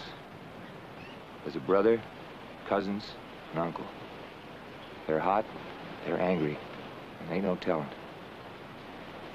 You sleep light. Murdoch, why are you helping him? Because he needs help.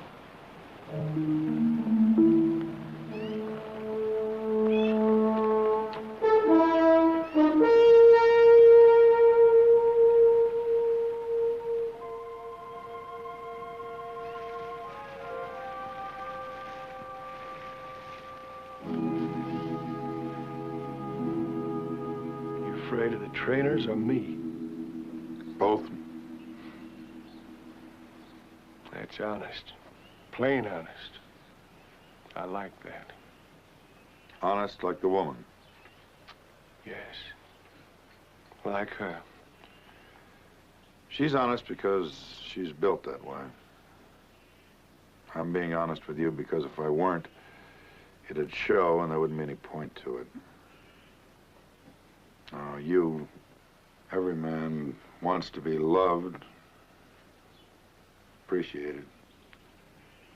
It takes a very reasonable man to understand that that can't always be the case. Yes, a very reasonable man. Or a madman. Well, Dr. Weiser has a lot of hope, belief in you. It's important to him to believe in me. He took me a long way. He took me a long way. Did he ever tell you about me? No, not much. I got the feelings when I was about 12 years old. I had to kill things. Once it was a cat. Another time a dog. A cute woolly lamb. Finally a man. His name was Bert Sidney. He liked the kids. He gave me an old rusty penknife. I slit his throat with it. Before long, that old town was all up in arms. They were scared to death of the mad dog that was roaming free. I don't blame him. Golly, I felt so...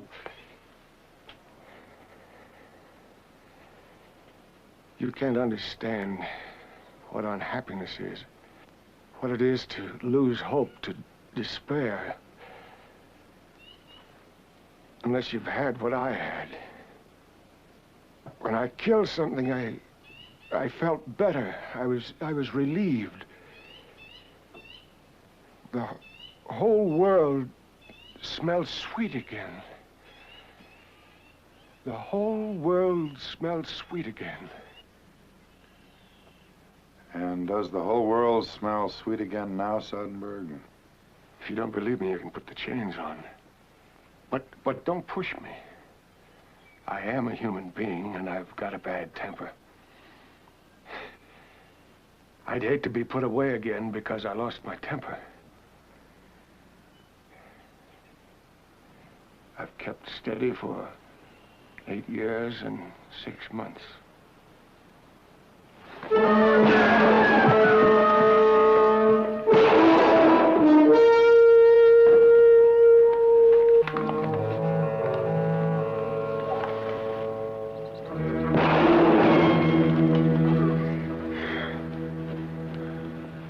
Mr. Soderbergh, I thank you.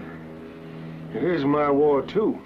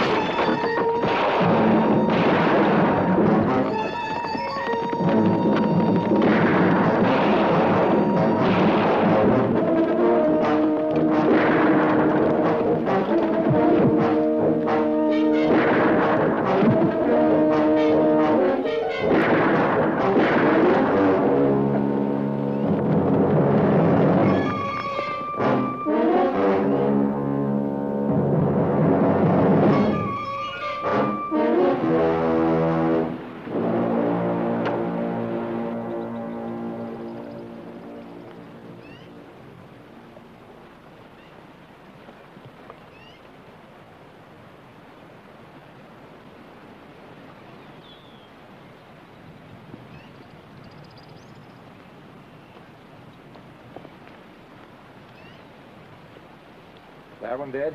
Yes, sir. And these two. This one. Jimmy Traynor, age 19. Well, that charge was a foolish thing, but in some ways you can't blame them. Do you blame them, Ben? We'd better bury him. I asked you, Ben, do you blame them? Carl, I got no warmth in me for any man today. I ask too much.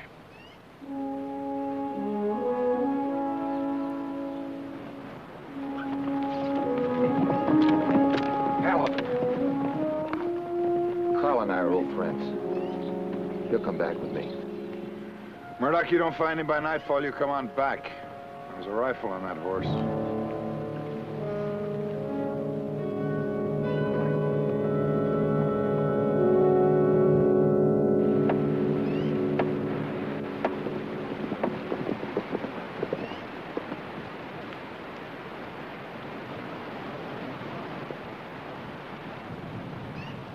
I saw the fresh graves out there. What happened? Step down, Doctor. I'll tell you all about it.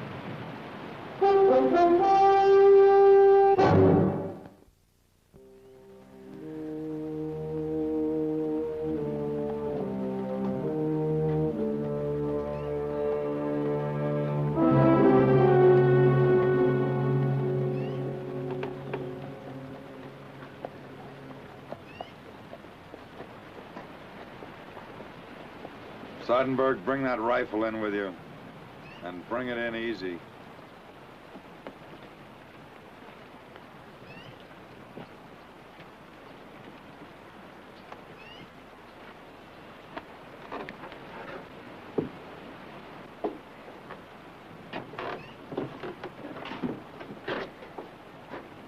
Guess there's no place for me to go, Doctor, but back to you. You see Ben Murdoch? No. I didn't see him. I'll go look for him. You'd better chain me up first. No. That's not necessary. You chain me. Her condition and all, Mary will feel better. And I'll feel better.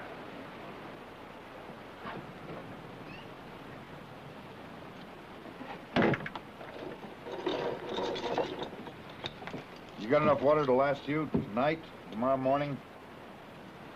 I'm gonna chain him to that pump out there. You hold this for me? I'm afraid for Ben. He shouldn't be chained. You want me to turn him loose? You that sure? Or are you just playing a calculated risk? Carl Soderberg is harmless. You believe that? Yes. Do you know that? One does not know that. And you want me to turn him loose?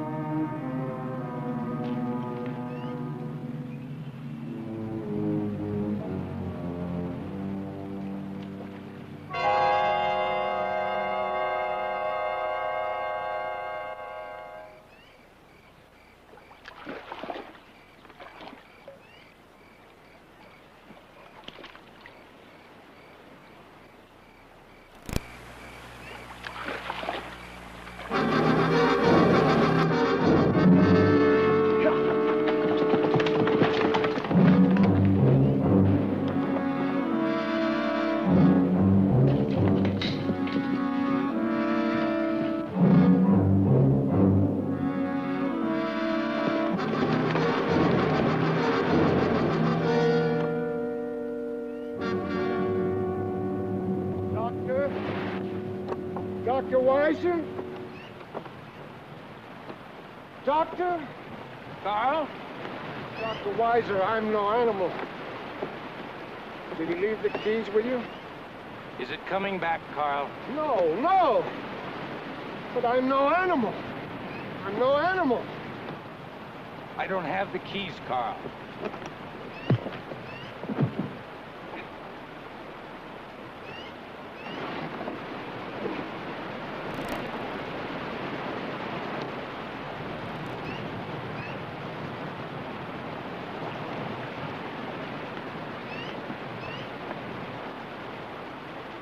Carl.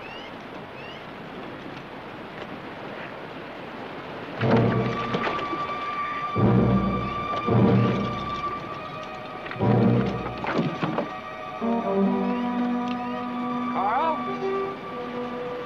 Carl.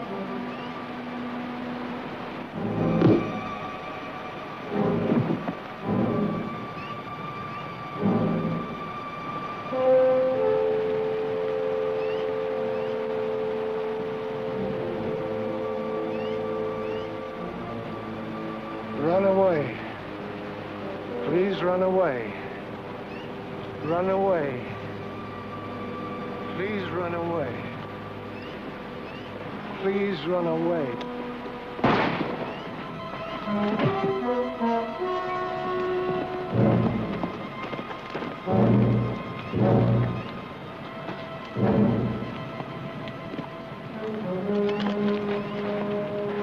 Please go away.